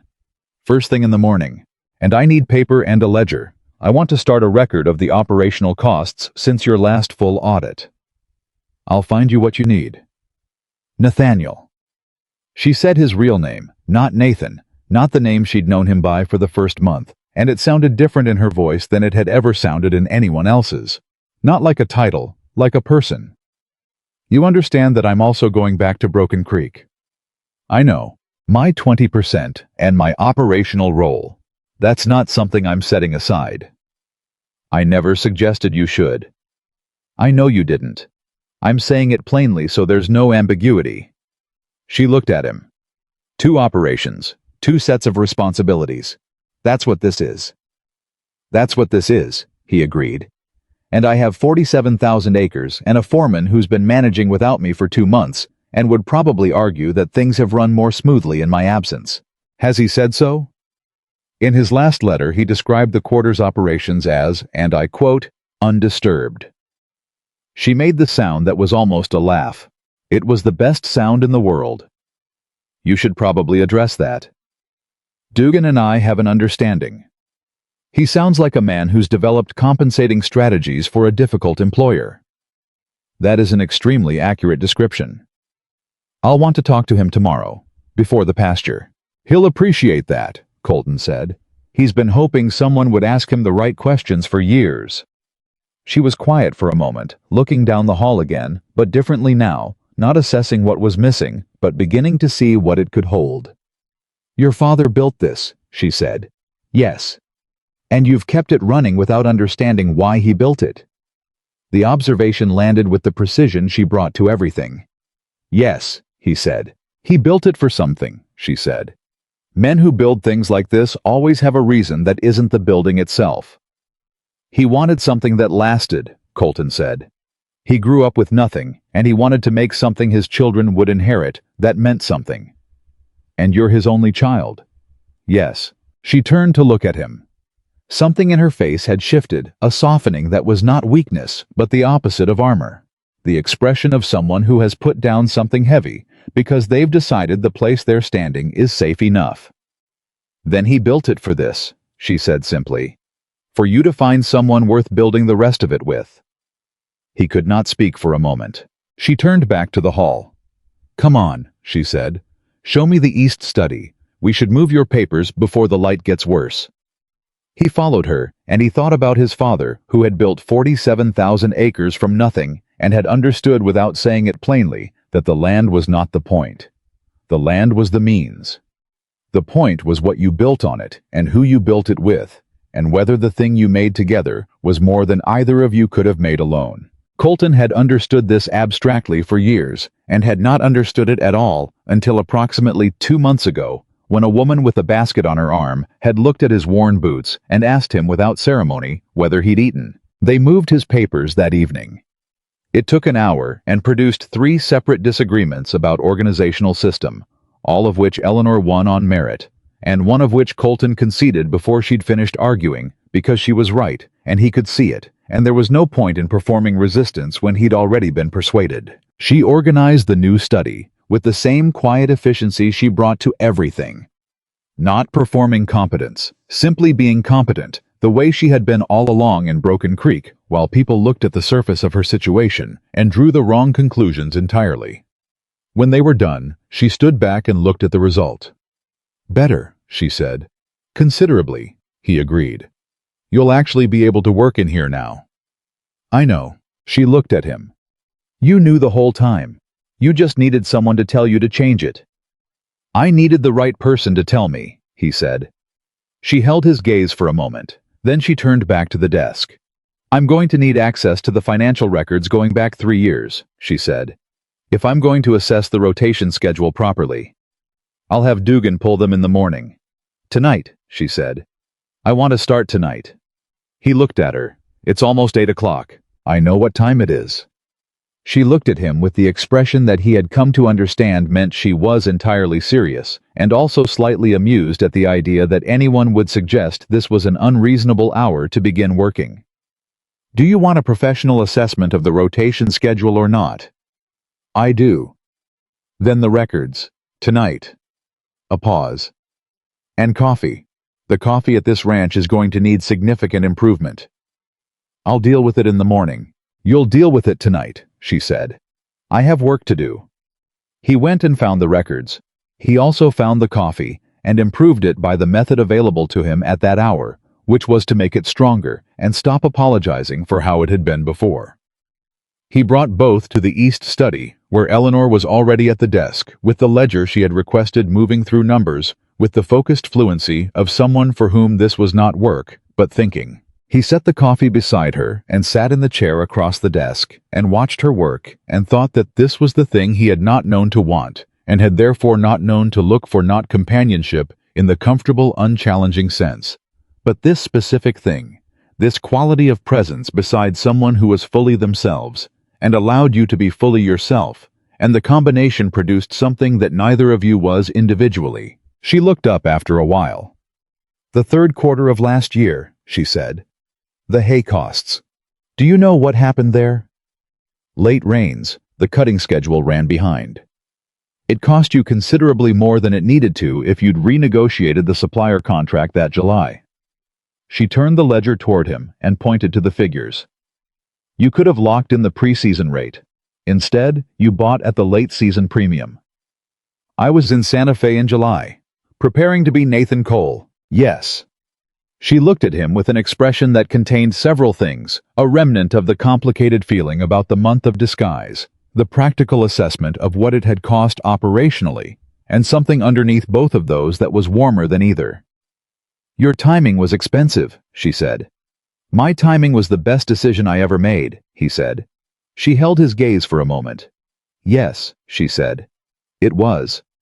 She turned the ledger back. "But we're fixing the supplier contract. First thing," he said.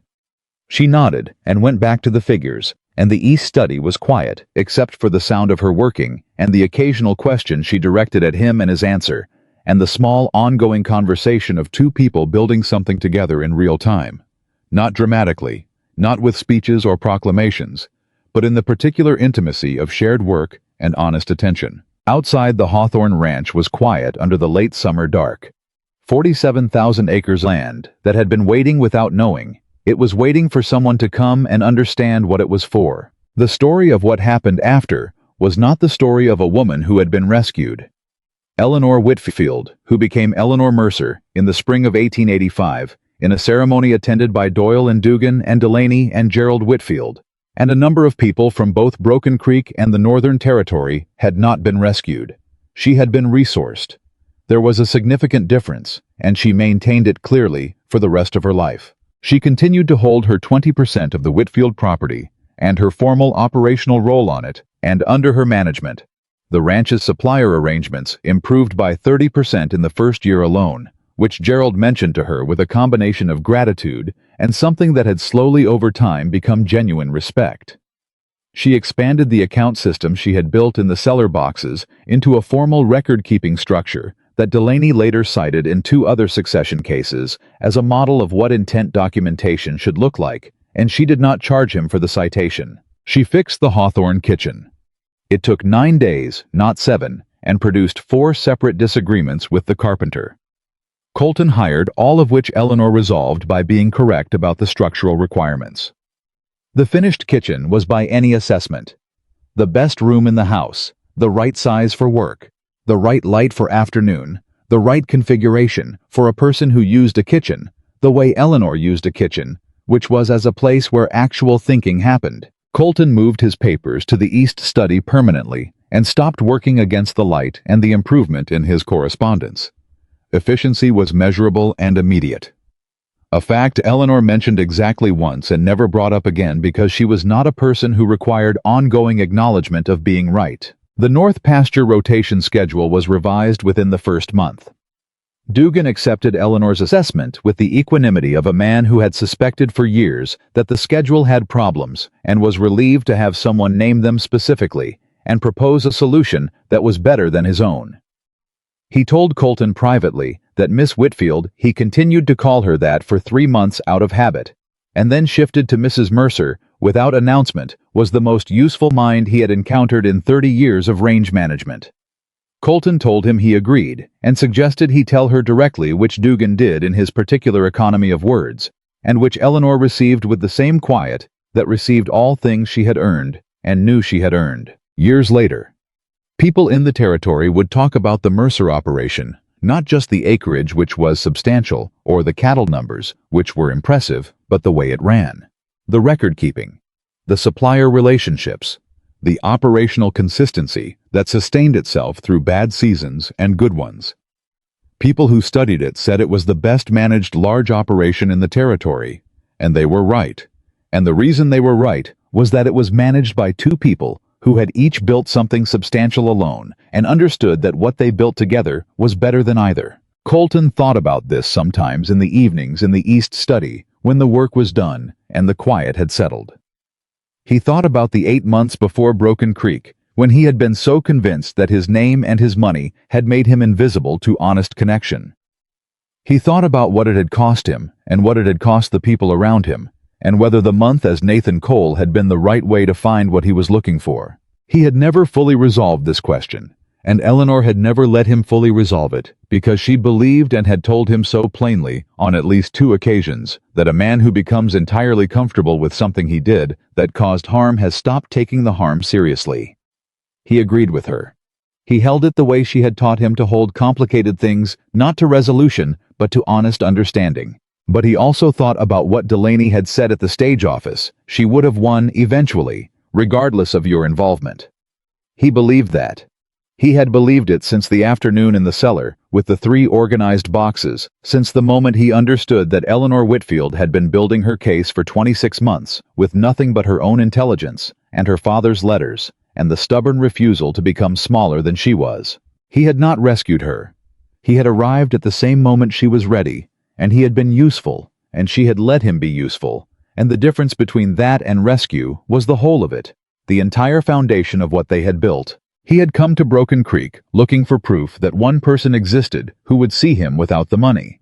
What he had found was someone who had been waiting for someone to see her, and the 2 things were not the same, and they were not different. They were 2 sides of the same human need, the one that says, I am more than what I can offer, and I want someone who knows that. She knew it. He knew it. They had known it about each other since a plate of beans and a simple question, and a Tuesday morning in 1884, when a worn coat and an old horse rode into a yard, and a woman with a basket on her arm looked up and saw a person instead of a problem. That was the beginning.